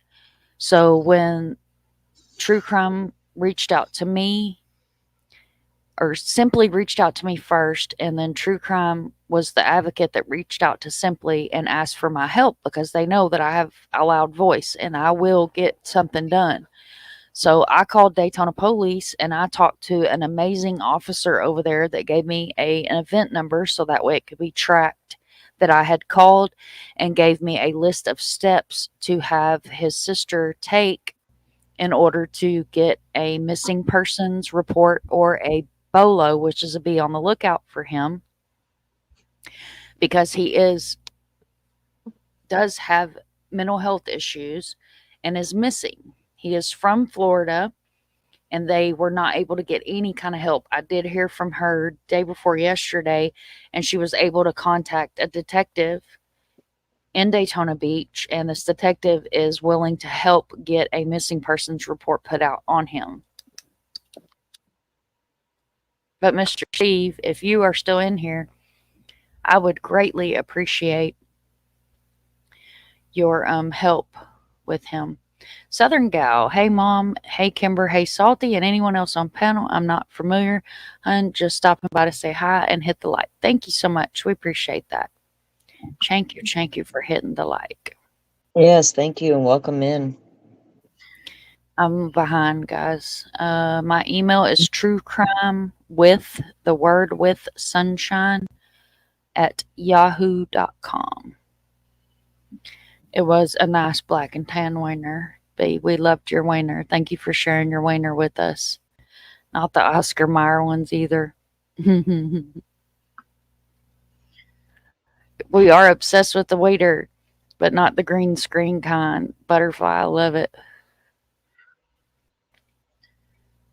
Now that I'm looking at these cool tumblers. Yes, that is Drifty that's on panel up here with us. I wish I owned a wiener mobile. Oh man, I would travel everywhere in my super trucker wiener. Same, girl. This is a PG player's wiener in Doodlebug.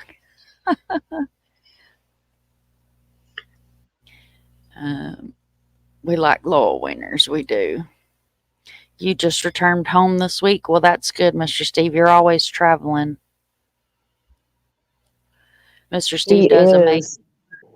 Go ahead. I was just going to say he does do a lot of traveling. It's nice. It was not, and Mr. Steve, I just want to say while she's got talking about that, it was good to see Mrs. Steve earlier.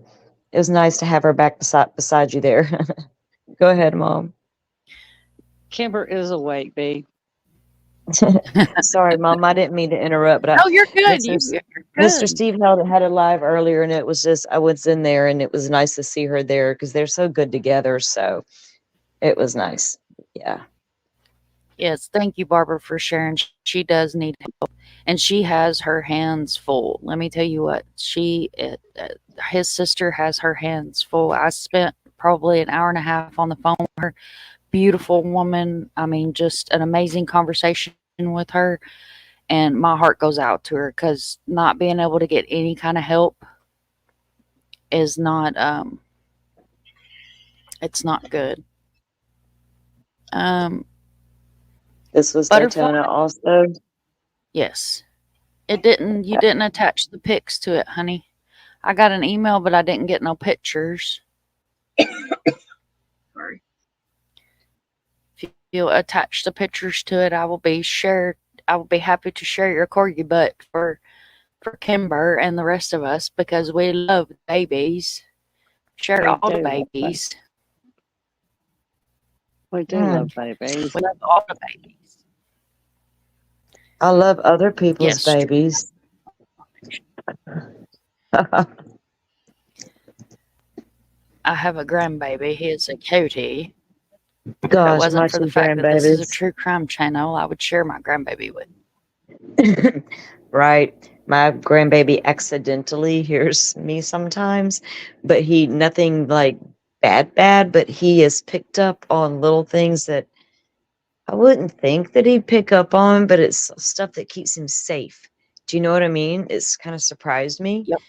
And I was like, okay. So sometimes he'll ask me certain things or about certain people.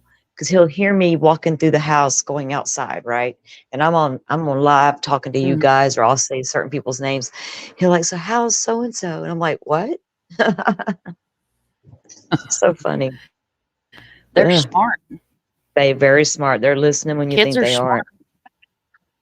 aren't. They'll help you figure out a case if you just go ask the right questions without being, you know, graphic with them. And you know what I mean? Let me tell you, the baby, I don't call her my stepdaughter because she's not a set of stairs.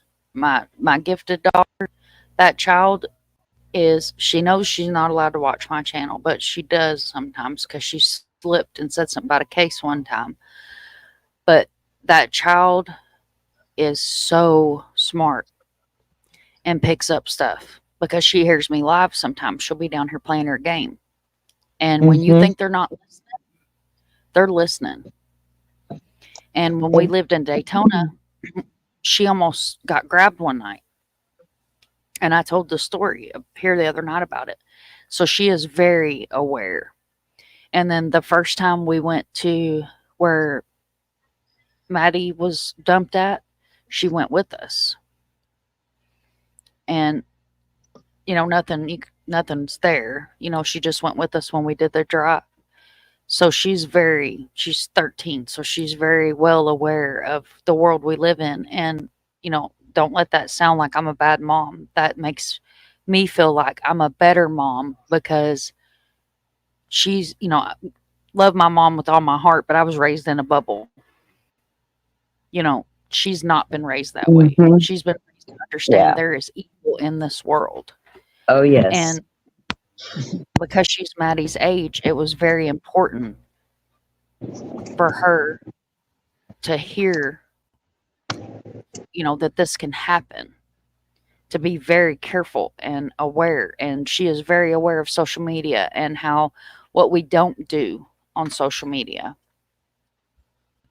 Excuse me, sir. Since you are over here. Kids have good instincts, you know. They're smart. And you find out a lot of things just by listening a lot of times. And even with I have my 17-year-old, you know, my grandson's 8, but my other son is 17. There's a big difference between my boys and their age, but he knows some things about some of the cases because he'll be in the car while I'm listening to a live or a podcast or something, or a CSI type thing about evidence. And so he'll ask for an update on certain cases, and I'll run scenarios past him without giving him backstory. I'm like, so let me ask you a question. If you did or if this occurred, how would you do it? You know what I mean? And you get different insight, you know, without, you know, your kid and when to, you know, I would not, some of the things I discuss with my 17-year-old is not what I would discuss with the 8-year-old grandson. You know what I mean? 33-year-old son, 17-year-old son, different than the grandbaby. But yeah, my grandbaby knows about fingerprints and stuff.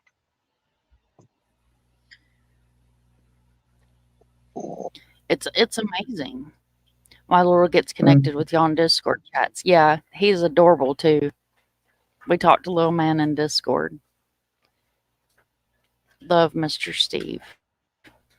Mr. Steve's amazing.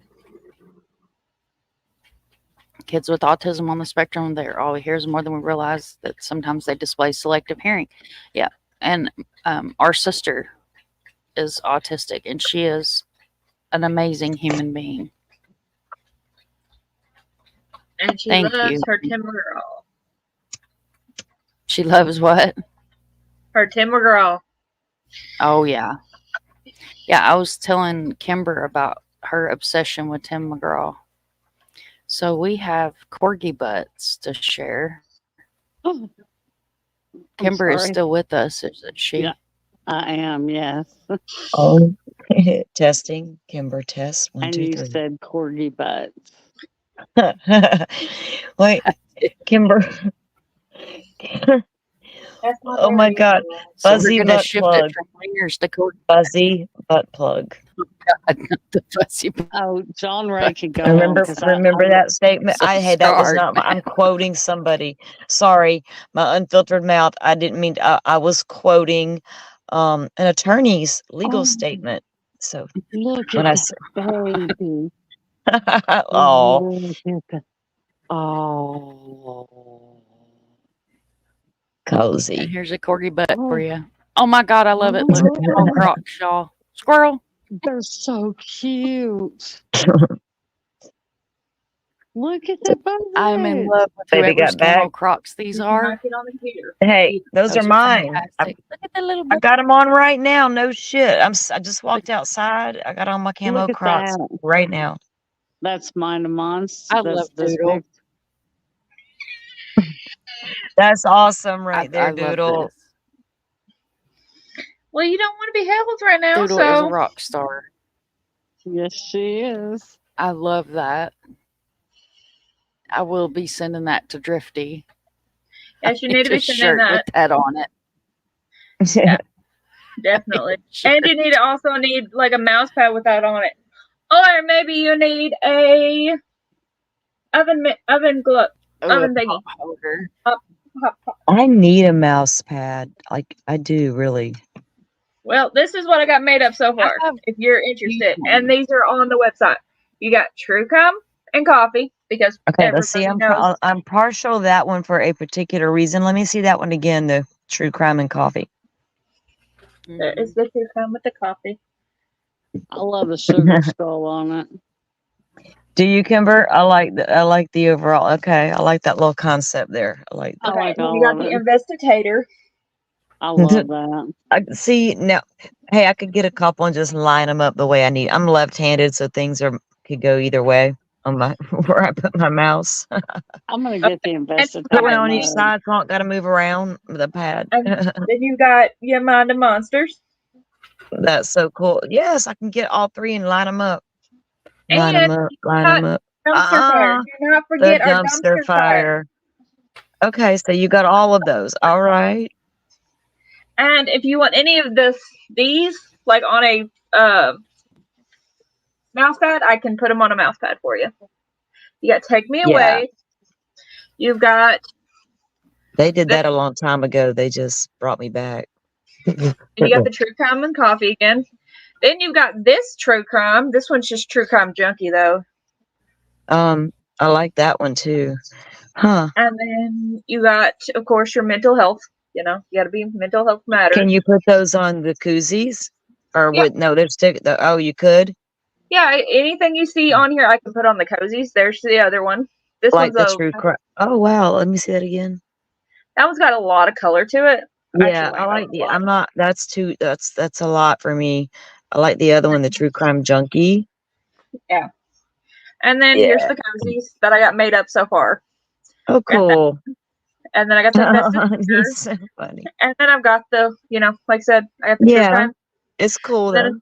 And I got the True Crime and Coffee. And then I've got the basic Mind of Monsters. All right. Well, I'll get the link and I will definitely come check you out. And I try to keep everything reasonably priced, you know, because everything's just so expensive in this day and age. I don't try to rob anybody. We have been doing we've been trying to get to a point where we're doing an every Sunday brunch type stream, and it's kind of geared toward true crime this week, kind of recap thing. And I'm kind of going with first we were like crime and coffee, and now I'm thinking more like crime coffee, coffee and crime conversations, in the morning, like that kind of thing. So I'm liking the theme there. I like it. I'll have to get with you on something. Okay. She does great work, and I always like to, not only I love to. She's my sister, but support small business. Hey, exactly. My sister did the same thing. Mom, I had all of that. She was so good at it. She's so talented at that stuff, right? And I went over and hung out with her, and while she's showing me everything, all the things she was doing, and I helped run her social media for a little while she was still doing it. But then my sister does this. She'll do shit for a couple of years, and then she'll sell it all and start something different. And now she is on to something different, but she did get rid of all her stuff. So I respect it. I did help, I support it. I'd rather buy from somebody that I've spoke with and talked to that I know that, enjoys their work. So yeah, I'm down.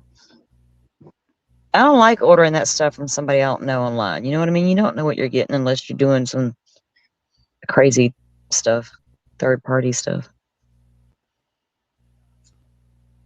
Yeah, everything you see, I make myself, not Yeah. don't just drop Well, I mean, I don't shipping or have a stuff problem like with that drop ship. Yeah, I don't have a problem with all that for people who do it, but I personally would rather do it this way, through somebody I've spoke with and seen what you're doing and support you that way. And also, you'll see these little wind spinners. I don't have any made up right now, but this is what the wind spinner. Well, it is actually made up. I don't know how. Oh my gosh, That you is make cute. those? There's a bunch on my website. Okay. Okay. Now I use those for a very specific reason at a very specific place. So I need to check those out. This is like meant to be just because you showed me that. Now I know why. But no, I have wind spinners on there. I have keychains. I don't have any keychains right now, but I gotta order some. I've got the tumblers. I've got the cozies. I've got. Okay, I'm about to spend a bunch of money over there, aren't I? Hey, I won't complain. I'm teasing you. Wouldn't be your fault. It'd be all me. I'm looking at getting a 15 by 15 heat press because the heat press I have is a 10 by 12, and it's great when I'm doing like these small projects like the wind spinners and stuff like that. But when I'm doing like 3 and 4X t-shirts, it's let's just say God be with me because I have to constantly move it around and adjust it.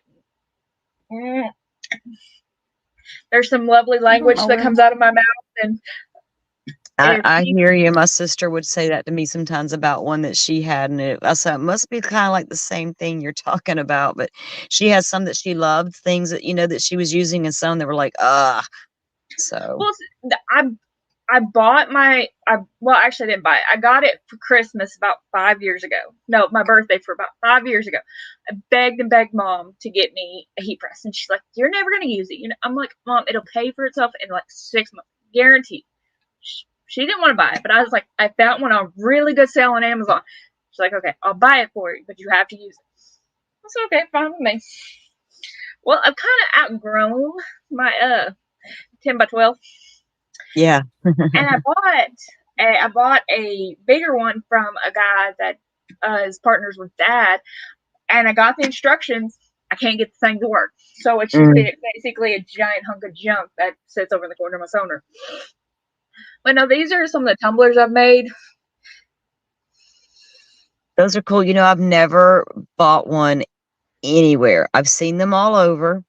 I've seen cool ones, but I don't follow what everybody else normally would want. And I've just never seen one that screamed to me that I need one. So I'm going to go check out the ones you have. Because there's probably one on there that's going to say, get me. You need me. And I do need okay, because that's a slender, right? A slender one. That's a 20 ounce. And it will fit in my cup holder, but the one I normally use is like a wide mouth. And it makes my right shoulder hurt worse because I have to open my whole entire hand to grab it. I want something tinier. That makes sense? So that'd be like perfect grip size. Perfect grip size. So you don't hurt your arthritic old ass hand.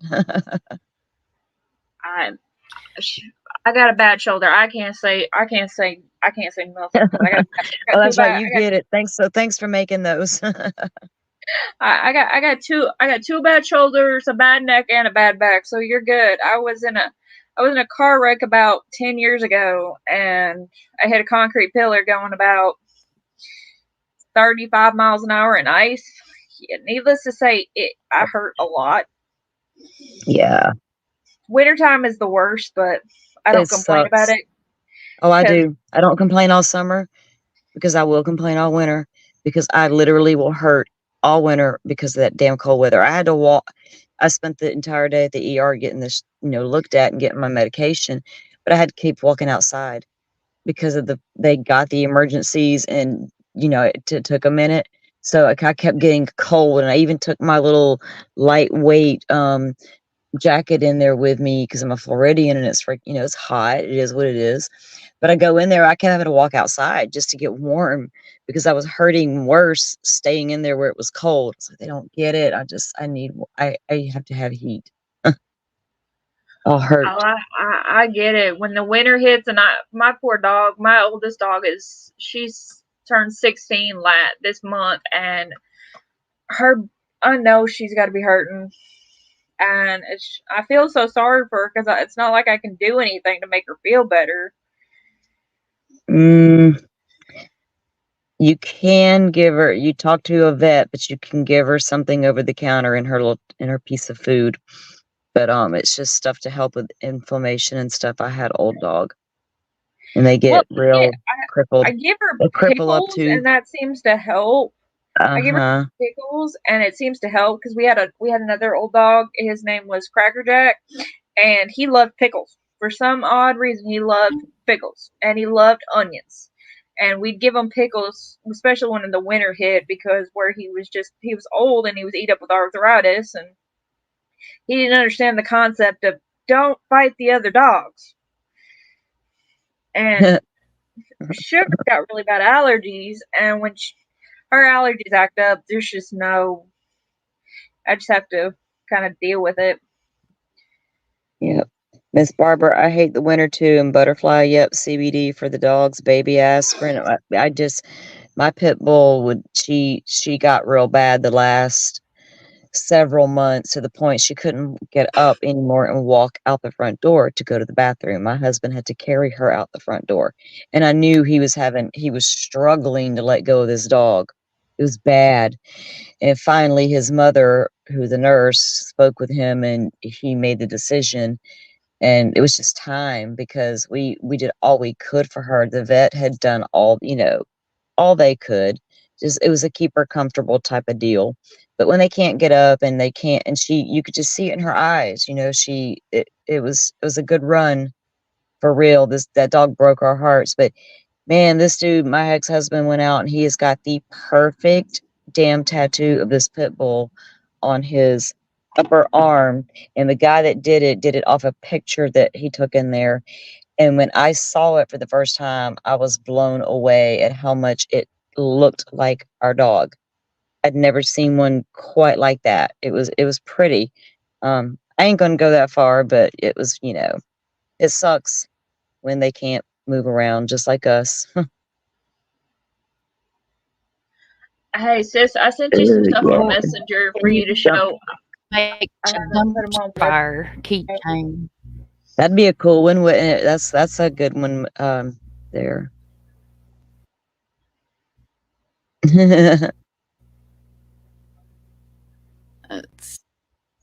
Mr. Steve says, you have skills. Mrs. Steve is impressed. If on a good day, my notes are redactable. Readable. We love Mrs. Steve. Yes. Readable, not redacted. See, y'all, too much documents. Redactable. Redacted. It's like when you're trying to read them Stearns documents, every other word redacted. Look, you guys have heard of a composition notebook? Mine is a decomposition notebook. That's how TrueCrime. I love that. I'm serious. It says decomposition notebook. See, oh my gosh. My ring lights. The decomposition. I'm telling you guys, I'm TrueCrime through and through. But look, this is the extent of my notes. This is chaos, craziness. And this is just one case. Like, you know what I saw when I was in the pharmacy today? Oh shoot. It's outside and a loud truck went by. When I went to the pharmacy today to grab that medication, I didn't grab it because I got to go back up there tomorrow and get it at a different place that they better have it. Anyway, I don't normally buy them. I used to buy this stuff like 30 years ago, but I haven't in so many years. But it was a People magazine special edition, 50 years of true crime. And it had some pretty interesting, people on the cover. And I was like, oh man, I would like to buy that just to read through it. Things like that interest me. That's a cool notebook. Where'd you get that, Mom? The decomposition notebook. Girl, I don't even know. Did you order it? You probably ordered it, right? I don't even remember where I got it at. Does it have a website on it? That is cool. There ain't no telling where I got it, honey. I have a whole stack of notebooks. I just grabbed one. Probably, I would say probably Amazon, knowing me. But Probably. it's called a decomposition Yeah. book. It's 100% post compute. It's all recycled pages. But I just Oh, thought it was that's neat. even cooler. On it. Yeah. Yeah. Zach, welcome in. He says everyone's heard of American Dream, but what is the American Nightmare? Also, side question: why do women love gnomes more than fellas? 'Cause Oh, that's good questions. that is a good question. Well, I've got some answers. Hey, sis, I Hello, sent you something Chris. on Welcome in. Messenger. Okay, I've got it pulled up here. Let me run through chat real quick because I get way far behind on chat. I want to make sure. I always make sure I pull up everybody's comments. I got into a head-on collision 2 years ago. I was suffering. It sucks. Yeah, when I was 23, no, I was 24. I was hit head-on by a semi. That's why you guys often see me like doing this or going off camera. It's because I have severe damage from it. Mercedes has seen pictures of the truck. She can tell you I'm not supposed to be here. Yeah. But what it she wasn't doesn't my tell you, what she doesn't tell you is that she was standing up in the truck after she got hit and throwing rocks at the dude. That's what the part she doesn't tell you. Oh my God, you you get mad, right? You're mad now. I got mad. I get that. I feel you when you said that. When it happened, like, I don't want to give like their location where they live away, but the road that I was on, I was a welder. So I worked midnight shift and I had left and I was driving faster than I should have been on a country road. Like, I'm not too big to admit it. I was flying down a country road, but semis are not supposed to be on that road to start with. And the army depot is on the other side of the road. Their place is covered in cameras. Well, they watched the wreck happen. So when the MPs came over there, because the MPs were the first people I had contact with, other than the idiot that was driving the semi, when they come over there, I was literally standing in the back of the truck humming pieces of asphalt, which had come up into the truck and pieces of his truck back at him. I was so mad because it was Dad's truck. It was not my truck. And they come over there and the MP walks up to me and he goes, "Where's the body?" And I was like, "What effing body?" And he was like, "The body we watched fly out of the back window of this truck." I was like, "That was me." And he goes, "There's no way you're walking. How is that you?" And I was like, "Because I'm the one that was driving this truck." He said, "Well, we didn't bring a stretcher. We brought a body bag because we watched somebody fly out the back window." Well, that was me. And I'm standing here. I don't need a damn body bag. So they put me on a gurney and the MP kicks me and I had a hairline fracture here. But I also fractured my neck and hurt my back too. I was doing 80 miles an hour. So when you hit a semi doing 80 miles an hour, it's like a brick wall. And he hit me head on in a stolen FedEx truck. And I was driving a 1982 Ford pickup truck that went from a full-size pickup truck to the front end of the truck was in the front seat. Not supposed to be sitting here right now. I remember when that happened. Because like 2 weeks before that, you were actually trying to talk a guy into selling you a monster truck, and he would not sell it to you. Mm-hmm. And I ended up buying a Camaro. It's amazing what you can walk away from because I went out the front windshield.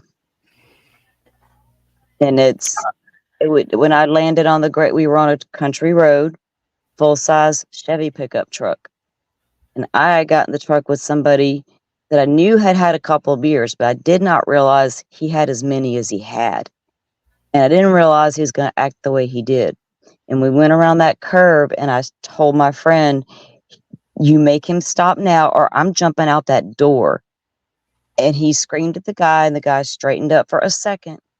But instead of making the right curve toward the store we were going, he hit it and went straight, and it rained all day. And that dirt, it turned to a dirt road right there. And as soon as he hit it, he went wide open and started sliding. And I remember sliding and going toward the woods. I remember my head hitting the ceiling of the truck and squishing down in my neck, it felt like. And that's all I remember.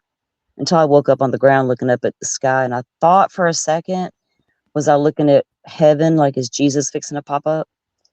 But then I sat up real quick and turned around to the right, and that's when I messed up. Because now I got, since I was 19 and I'm 57. So I've been carrying that neck and shoulder shit for a long time. Y'all be careful. Wear your seat belts. Don't speed. Don't get behind the wheel, or don't let anybody drive you that's been drinking, because you never know. I was so mad. And when I turned around, that truck rolled one last time. I ran straight for the passenger side where my friend was, got him out, and we literally walked 3 houses down to his mom's, and I made her take me home. And then I told my dad the next day, and I was scared to tell him because I should have known better to get in that truck. And that's what I was worried about. But he was worried about me, being injured. So yeah, just be careful, guys. It's Talk to your scary. kids. Talk to Even your to this kids about it, because they're the ones out there doing that crazy shit like we did. even to this day, like when we went up there for Christmas, I made him drive because I cannot drive on that road. I literally have such bad anxiety that Yeah. I'm shaking so bad that my foot won't stay on the gas pedal. Like that's, and it literally, like, ever since my wreck, I can go out that way because there's 2 ways into the property. I can go out that way, but I cannot come in that way. We have to go all the way down the long way by the truck stop station and right the shell down there and come up that way, which is longer. But to this day, and this was over 20 years ago, I can't do it. Like I shake so bad. Yeah. That I can't hold the gas pedal down long enough to go around the curve. And even coming out, like, I know this sounds crazy, but I relive it. Like I can see it, I can feel it happen. Oh yeah, you will. I have to pass that spot. Well, for years I had to pass right by it to go to my sister's house, and because she lived down the street from this guy that I was with that night, and so for years I had to go right past. I'm like, damn, you could go past this damn spot and relive it all the years and years as I grew into the adulthood and had kids and stuff. Well, then they finally opened up that back neighborhood, and I could get the other way. Like you just go like another country block up and take a right, and you can go the back way. So I go that way now. She goes that way now. But finally I can bypass that shit. But you do relive it, Mom, when you have to pass it. You can't help it. No, you They're going to can't. be there. Yeah. And he's heard the story. Like he's heard me tell. I mean, I'm not going to turn around and show you guys, but I have a knot where my spine is set off, where my neck was broken, and it sticks up about 2 inches out of the back of my neck. And sometimes I'm in such severe pain, I actually have to have him pop it out. I know that sounds crazy and probably gross, guys, but sometimes I'm in so much pain I can't move my head. I'm literally holding it like this just to keep the pressure off my neck. And he's heard me tell the story many, many times. And when we went up there, I let him come in that way one time while we were there. Mm-hmm. And he was just floored. He was like, this is where it happened. And I was like, yeah, this is where it happened. He was like, oh my God. I said, when I tell you that I shouldn't be here, wait till we get to the house and ask them. And they will tell you how bad the wreck was.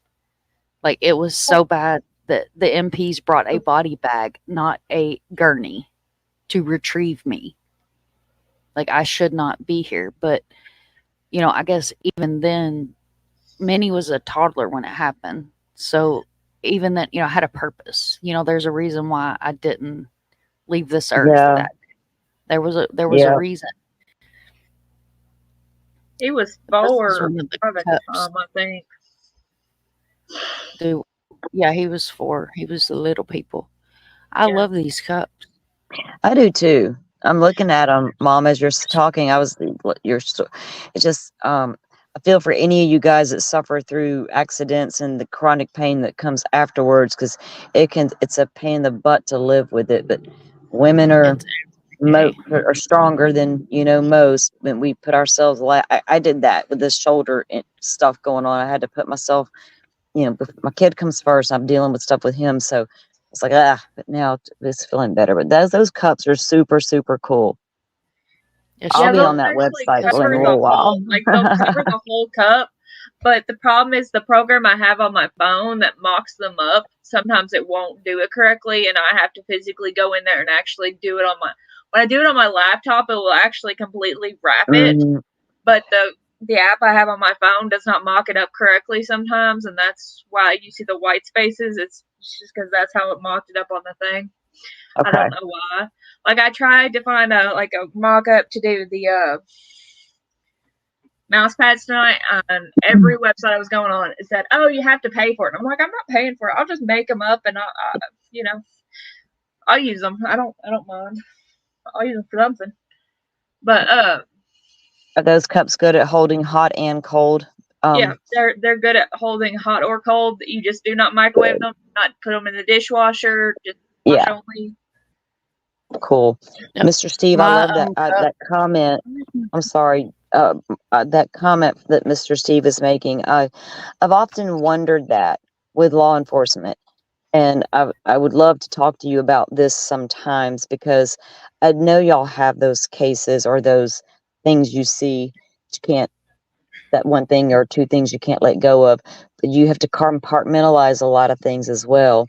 That's always intrigued me with law enforcement. So love Mr. Steve, definitely. I know. Yeah, there's so many questions you could ask him, right? that wreck literally, it's like the one thing that I'll never ever ever ever will forget. And even to this day, I drive, I can drive. I've driven for many, many years. But if I don't have to drive, and the old man loves to drive, so he can drive all he wants, because if I don't have to drive, then I'm good. Yes, I love that. I have a hard time letting go of that control.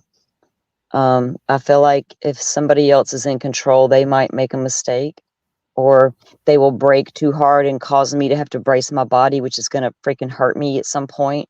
My son's bad about it. If he's driving, my oldest son, my 33-year-old, if he's driving and he's been this way forever, he'll brakes at the last minute and do goofy boy shit. And I'm like, son, please. He's like, you drive like a granny. I'm like, no, I honestly don't, because I'm a race car driver's daughter, but I don't brake hard. There's certain things I don't do because I take it easy, man. I'm not trying to hurt driving this stupid car. I have a hard time letting go of that control, though. That's my trauma from it, I think, Mom, is I feel like if I give up that control, they're gonna do. There's only one person I trust. That's my cousin. For some reason, I trust her driving, but nobody else. It's weird. Thank you, Miss Barbara. If I can avoid it, I do not drive with my other sister, because I hate her driving. That's why I got one like that. Drives too fast. No, I'm not trying to drive with NASCAR driver. No, she drives too fast. That's what I was saying. I'm like, look, you do not own the highway. And one day she literally looked at me and she said, "You're right." Because I was bitching at her for like a solid week. I'm like, that's it. I never again. When you come to my house and we go anywhere and it's your vehicle, I'm driving, or we're not going, period. So I was like, you don't own the highway. And I had to get so hard, like matter of fact, one day. And she's just like, it hit her. And I was like, you don't. She's like, I don't, do I? It's like, no, bitch, slow the hell down. Because if I was that car, you just did that too. Yeah. I heard our other sister, she drives too fast, and like the road that they live on is dangerous. I mean, you guys just heard me talk about what happened to me, and she drives like literally the car is coming up on two wheels, and I'm good. I'm so good. Yes. I love her with all of my heart. If you're lurking in the bush, yeah, no way in hell, I'm getting in a vehicle with her because I Hey. won't unless I have to. I won't. If she's driving, I'm like, hell Look, no. I'm driving my own car.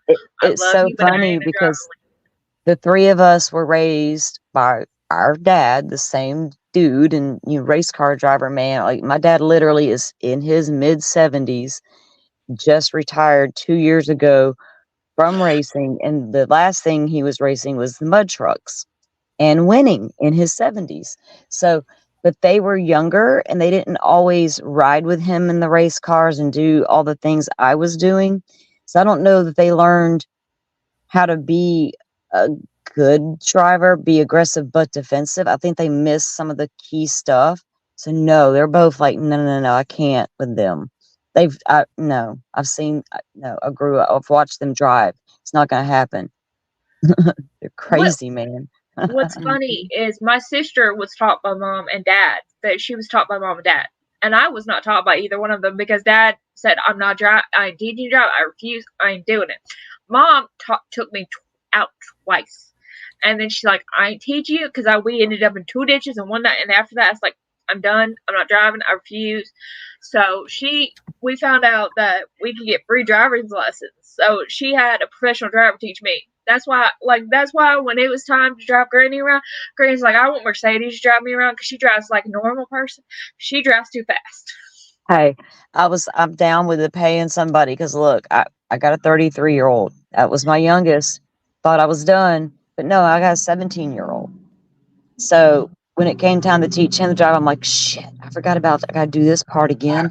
So I'm like, man, can I just like pay someone to do it, Because his dad was always like working. And he's got like 4 other little kids. Like, so anyway, he's been driving dad's pickup truck, the full size truck, to his job and to his dad's work. And you got to cross a bunch of bridges. We're in Florida. But he's been doing that. He's been driving, he drives my car well and all that stuff. But I was like, man, teaching kids is kind of nerve wracking. Mom, like I said, mom tried, and she's one of those people that will, like, if she thinks you're going too far one way or another, she grabs the wheel. And I'm Oh, a nervous driver anyways, no. and she did that, and I was like, I'm done. I threw my hands up right then. I'm like, I'm done. Because I got my permit the day I turned 16. I got my permit. I was like, because I had helped my sister and all like 2 or 3 cousins to study for their driver's test, so I already knew the answers. And I went in there, studied for like a month, and then I went in there, took the test, passed it. The driver's test, on the other hand, until I got a professional driver, I could not pass it because my mom made my she's like and the road we live on is extremely dangerous. Yeah. And we call it it's a nasty hill. Like it's straight up, but when you're coming back from town, you go straight down, and then at the bottom of the hill, there's a giant curve. Well, if you're not experienced and you don't know the road, because half the people on the road that drive too fast will not forget about the curve at the very bottom of this hill and go right into the gully. Yeah. Especially if it's raining, right into that gully. I've seen cars totaled. I've seen cars flipped. I'm like, do you guys not realize there is a flipping hill at the curve at the bottom of this? Because my road literally, if you go out the front way, that's what we call it. It's nothing but hills and curves. I told my boyfriend, I was like, do you ever get your driver's license? You can go out the back way. Do not ever go out the front way, because I've been driving since I was 16. I'm about to turn 30. I've been driving a while, and it still makes me nervous to go out the front way. And I've been in the wreck, but I was driving back from Lexington when I was in the wreck. Yeah, I was taught to drive in like the deer woods, like in the woods in the pickup truck, in my daddy's truck. Jump in, you drive, girl. There we go. Let's learn. So I learned to drive in those woods and then onto the highways and all that stuff. But my boys weren't. They didn't learn to drive like that. They learned on the road. But when the newness of my kiddo driving, I'm loving that he can finally drive and all the things. So, but Yeah. damn, you got to get over that shock of letting them go, and I can see where he's at and all that good stuff, but I don't want that damn phone call. It's not no. So you don't want to scare them to death when you're teaching them, but I try to be careful of the mom versus driving teacher. You know what I mean? It's sometimes hard. But I'm grateful that mom and dad didn't teach me to drive. They did get a professional driver to treat. It didn't cost them anything because it was through Yeah. the work program. I'm appreciative of the fact neither one of them taught me to drive because they both drive fast, in my opinion. They have a program here I learned about that I think it's through the sheriff's department here. And I got a call because I think they still have it active. But it's like a 2-day thing, 2 to 3 day deal that the kids can go and they have like some hands-on training from law enforcement on safety and things to do and what not to do and how to change their tires and do the various things that I don't know what all his dad's over there showing him, you know what I mean? And he'll tell me, but there's things I don't, so I'd rather just take him somewhere that I know they're going to be good mentors and show him things that I may not think of and prepare him for things that I want him to be prepared for. So I need to call and check into that. And I mentioned it to him and he's like, Mom, I do want to do that. I'd do it. And I was like, you would be cool with something like that? And he said, yeah, I would. I think it gives him more confidence. You know what I mean? Mm-hmm. See, me and my sister, mom here, we were raised 2 different ways. I up until about 5 years ago, I had no idea how to even change a tire. And mom's like, "You're gonna learn." I'm like, "Don't they make mechanics for that?" She's like, "No, you're gonna learn." I'm like, "Okay." So she teaches me how to change a tire. Okay, and then we have our other sister, the one that's in a wheelchair. She has a van, and I've always drove cars that are pretty much, not have had any problems. Well, I had the experience where the brakes completely went out. I had hardly any brakes, and I was driving, and lucky for me, I was like maybe like half a minute from Walmart, so I'm like gliding into the Walmart parking lot. Have mom on the phone because it has none of that Bluetooth on her in her van. I'm calling mom. Mom, I have no brakes. Can you call the tow truck now? I have no brakes. And we parked the car, and she's like on the phone with the tow truck people, getting the tow truck out there. And apparently, the analog brake system had just went completely out. And I'm like, this is not good. Yeah, And scary things happen. You have to be, if you kind of know what to do and if you're kind of prepared, if someone prepares you for things, you might know. It's like when you kind of slightly go off these 2-lane country roads, right? We all know y'all know what I'm talking about, these state and county roads back here. And you just slightly go off to the right, a little bit off the yellow line, and people would overcorrect or whatever, just right off the edge, and they'd come back hard and overcorrect, and they'd flip and roll. And it would happen every time. And now they put these little bumps, and I've tried to show my kid, that's one of the first things I taught him. We got roads up here where it happened. They finally fixed one stretch of highway that for years we called it Dead Man's Curve because people were doing that or right in that area. Because like you were I was listening when you were describing that because it reminded me of that location. But it was not quite like you were talking about, but still. And they finally, after a police officer died one night, they finally came in and fixed that entire stretch of highway that connected 2 sides of a county. But yeah, it was crazy. How these accidents happen, you don't mean to, but you'll get hurt. So just be careful in them vehicles, man. So I tell my kid, there's a lot of power and you control it. So it's going to go where you tell it. And if it gets out of control, then you've helped it get there. Keep it under control by controlling your speed and controlling that gas pedal and all the things. Feel the car and all the, there's a lot of things I try to teach him to be aware. No offense to Kentucky, and I don't mean this to be mean, but the road I live on, it has no yellow line. If you go out the wrong way, there is no yellow line. Well, instead of widening the road, this is their genius idea to help the drop-offs because me and mom and a bunch of other people have called in about how bad the drop-offs are. Instead of taking asphalt and grading it, no, these geniuses take gravel and grade it. And Yeah. it made the drop offs worse. And I'm like, They leave I it like, man. So is Kentucky like Mississippi with their roads? It's like we don't care. I've heard bad things about the road. I've heard about that stuff.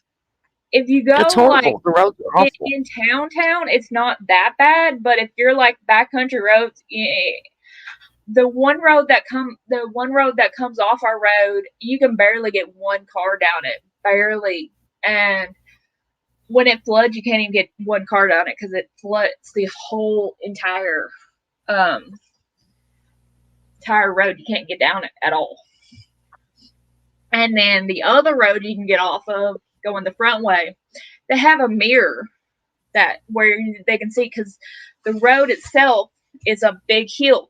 On the bottom of the hill, there's the mirror that's on a pole, and then because there's a hill on this side and there's a hill on this side, so most people realize, hey, there's a mirror, but still listen.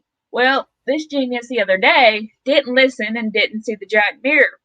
I almost sideswiped him. I'm like, there's a giant mirror there for a reason. Yeah. Hey, Mom, do you think they'll get a verdict in Karen Reed on Monday? I have no idea. I have not been in that crazy case. I didn't follow it pre-trial because of what started happening in that case when, early on. I was like, no, I'll wait till trial. So I followed some things at trial and saw all the main issues and things like that. And I know what the jury's been up to the last day, 24 hours, whatever, or since Friday. Crazy. I don't know. I think they're gonna. I'd be surprised if they don't acquit her. Really surprised, based on evidence alone, because I didn't look at anything outside of that. Do you know what I mean? Like, for real. If that alone is sketchy enough that it left some doubt. For real. Well, see, when that case was first brought to social media, I followed that case. And then a certain YouTuber got involved in that case. And I don't agree with his unethical.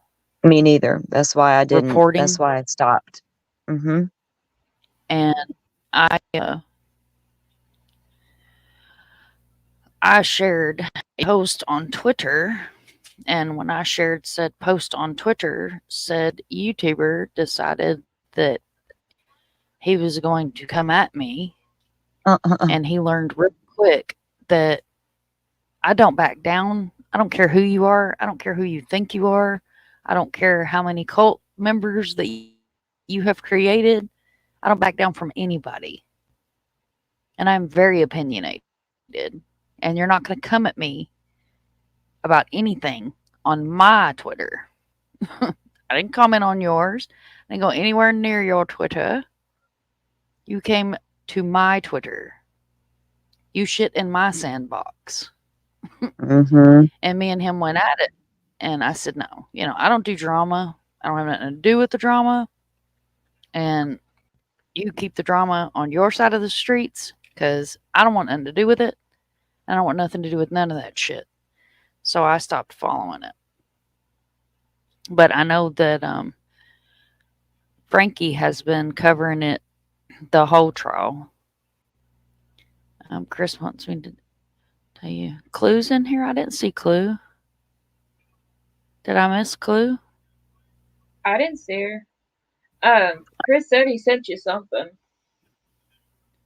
Madam Mom says that she thinks it's going to be a mistrial. Barbara, did I miss Clue? Is Clue I didn't see her. in chat?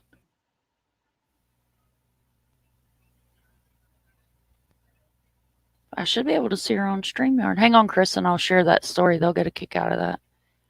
Let me pull up the live and make sure that my StreamYard's not freaking out. It says I'm live. Yeah, you are live. You are. Of course, because you got. Yeah, we didn't. None of us saw Clue. Miss Barbara said she was going to be going to sleep while listening. I don't know. Maybe she thought she saw Clue, or maybe she did. I don't know. I don't see Clue in here. Mm-mm. No, Miss Barbara, I don't see Clue.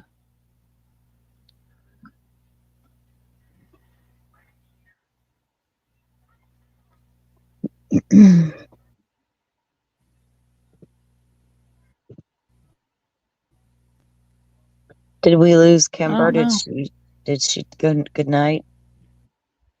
I think so. I thought I was going to ask. Doodle said goodnight to her, but I didn't. She didn't even say goodnight. I sent her the link back because I thought she dropped off. Did she say goodnight to you guys? Okay, so Chris wants me to share this story with you guys. No, it was me. I was taking my headphones off. Sorry. Okay, you're fine, honey. Yes, Meta Mom, that's who it was. And Drifty does have a channel. I will drop her channel in the comments, and then I'm going to read this story that Chris wants me to share with you guys. So this is Drifty's channel.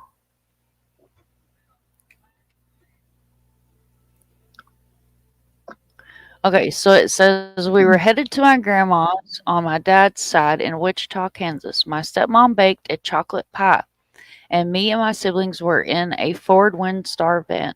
We were clipped by a driver who wasn't paying attention to the road, and my dad joked that the pie stood upright. He will never let it be forgotten about. That is funny. Pies standing up.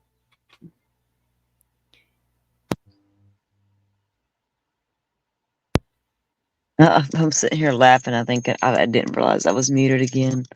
Had a helicopter fly over randomly.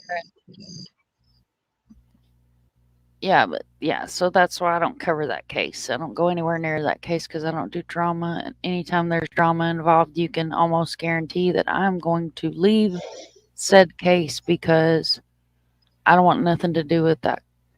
Nothing to do with it. Because there's enough of I'd these. never looked at. I tried to avoid all of it, and so when I looked at because there was some good, I tried to go find the coverage that showed me just the hearing, the trial without or segments I wanted to see about evidence that didn't have a lot of commentary added in. Because I got a brain, I can think for myself, and so I just wanted to see the evidence because that's going to tell me what I need to know. I never once listened to any of the testimony pertaining to whatever else was going on in that case. Do you know what I mean? None of that. Because none of that was going to matter like that evidence was going to matter. So there was a problem with collecting the blood in red Solo cups. So, among other things. Other than that, I didn't pay attention to none of that other stuff. I'm always interested in the evidence when it comes down to those testimonies. I figured she fell asleep. Doodle, she might have fell asleep and dropped out. She usually says goodnight, though. Yeah. She must have passed straight out.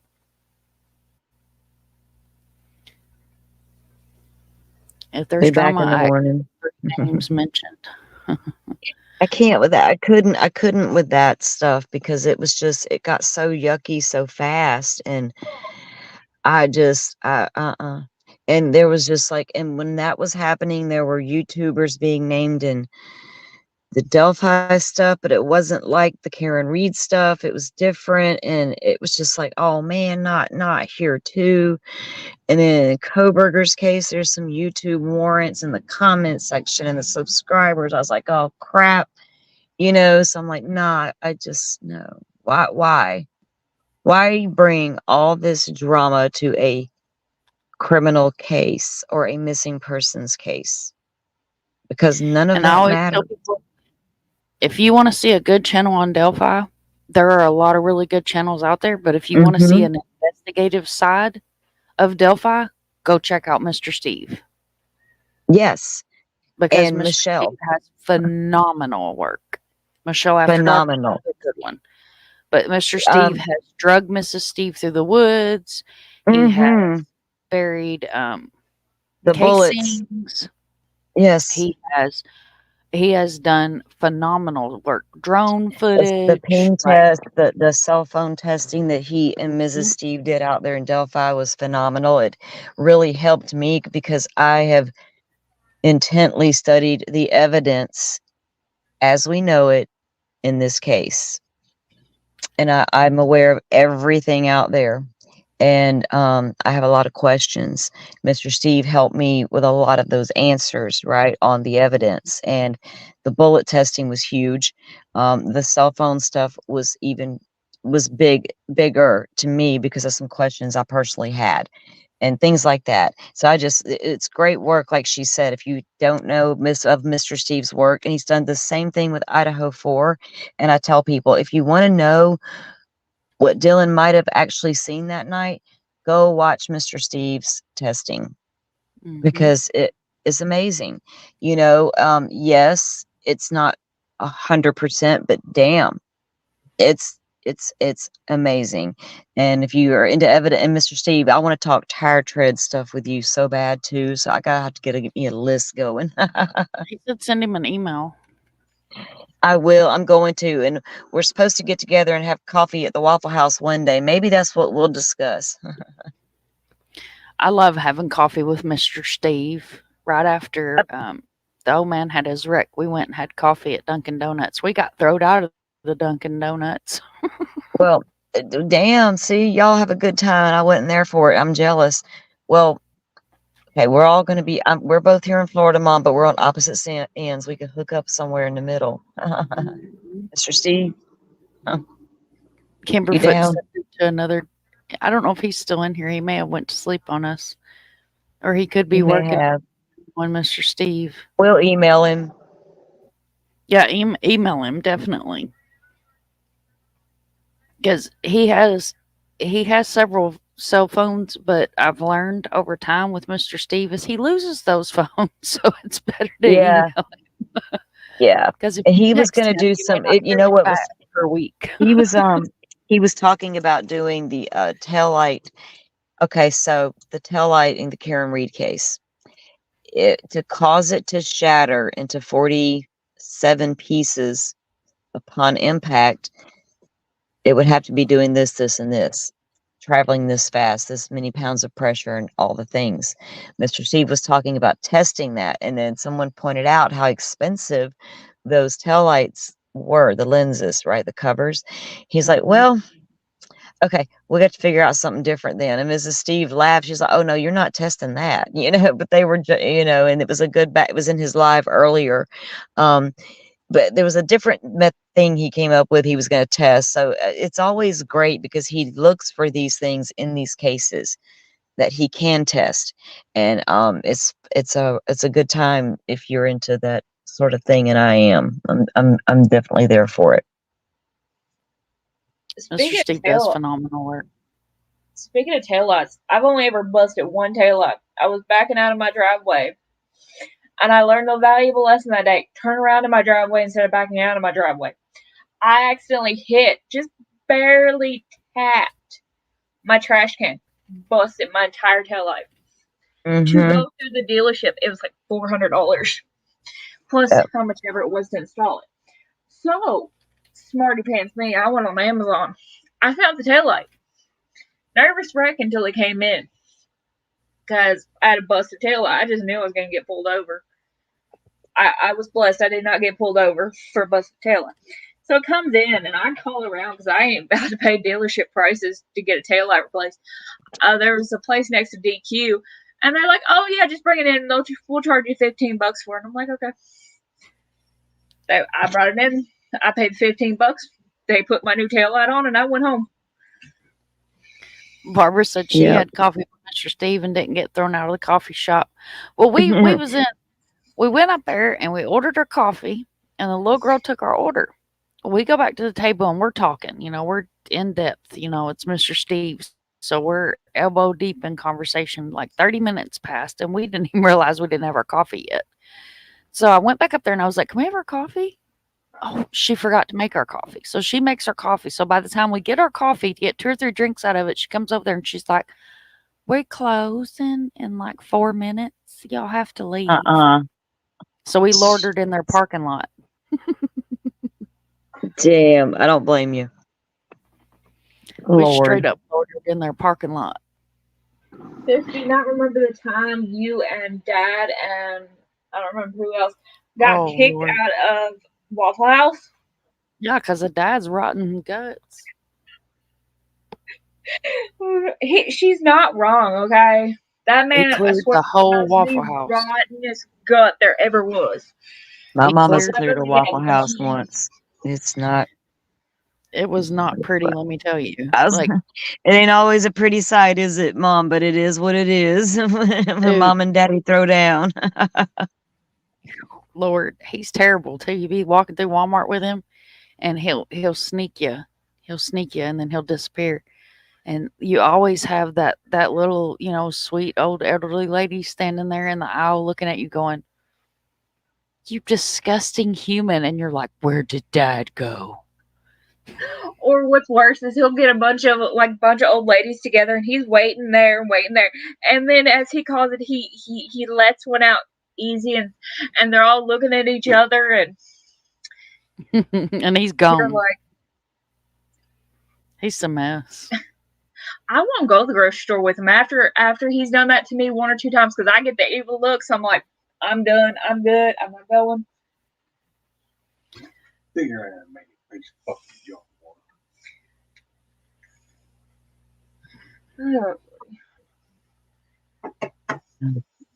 He is fun to talk to. I agree. He Yeah. is amazing.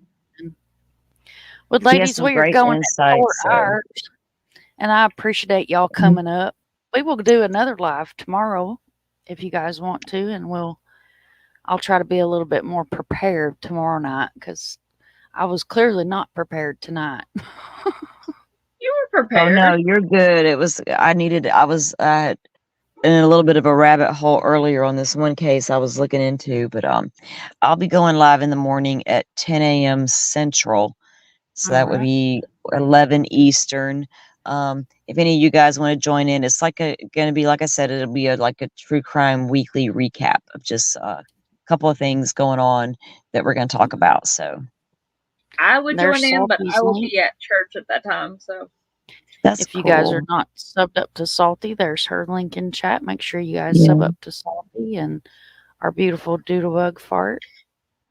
We've done this time slot a couple times. It's not really a time. It's like Kimber and I are both home, and we've kind of tried to. We're trying to feel out, the best times to do things and what people are wanting to do, and to see if they're gonna like it, even that kind of thing. So, if you want to listen in the morning when you get up, just come on in and chill out with us, and we'll recap true crime this week. Sweet. Well, thank you, ladies, for coming up. I appreciate y'all. Thank you for everybody in chat.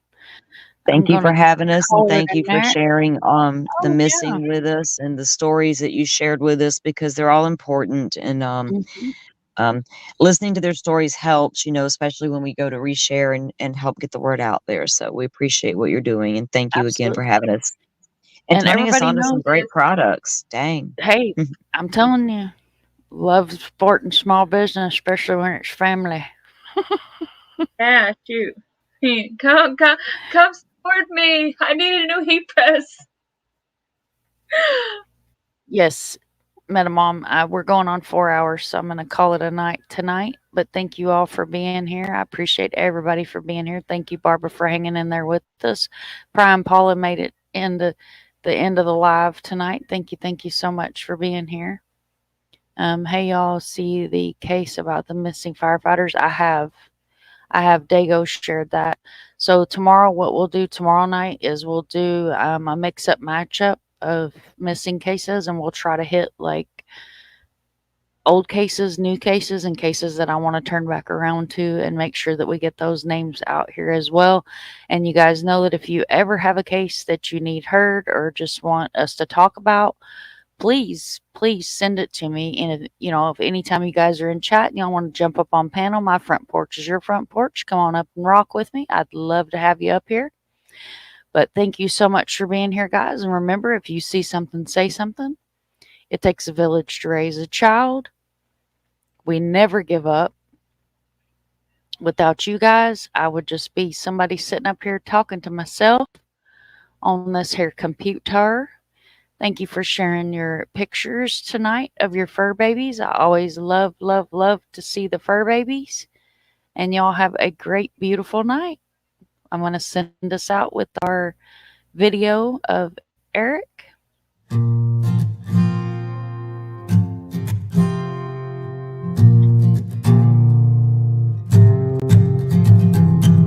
I stand on this mountain, I look down and see a world I was once underneath. I stand on this mountain and I look down, my mind knows more than it once knew. Then I knew, then I knew, then I knew, then I knew. Now you're here, you're here, you're there. Now everywhere with me. If this is lost, then there's no place I'd rather be than found me see.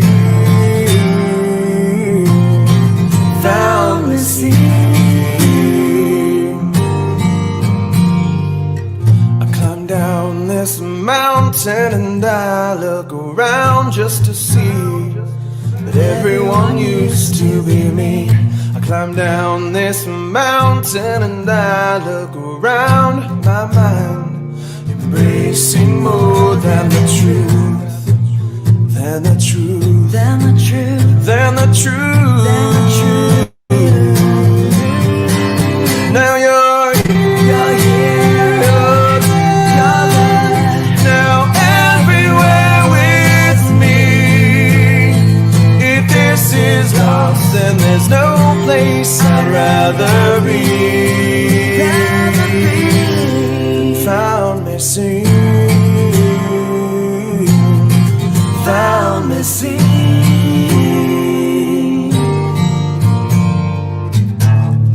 I once was blind, but now I see the beauty of the world before me. Now you're there. Now everywhere with me. If this is lost, then there's no place I'd rather be. Now you're here, you're there. Now everywhere with me. If this is lost, then there's no place I'd rather be than found me sing, found me sing, found me sing,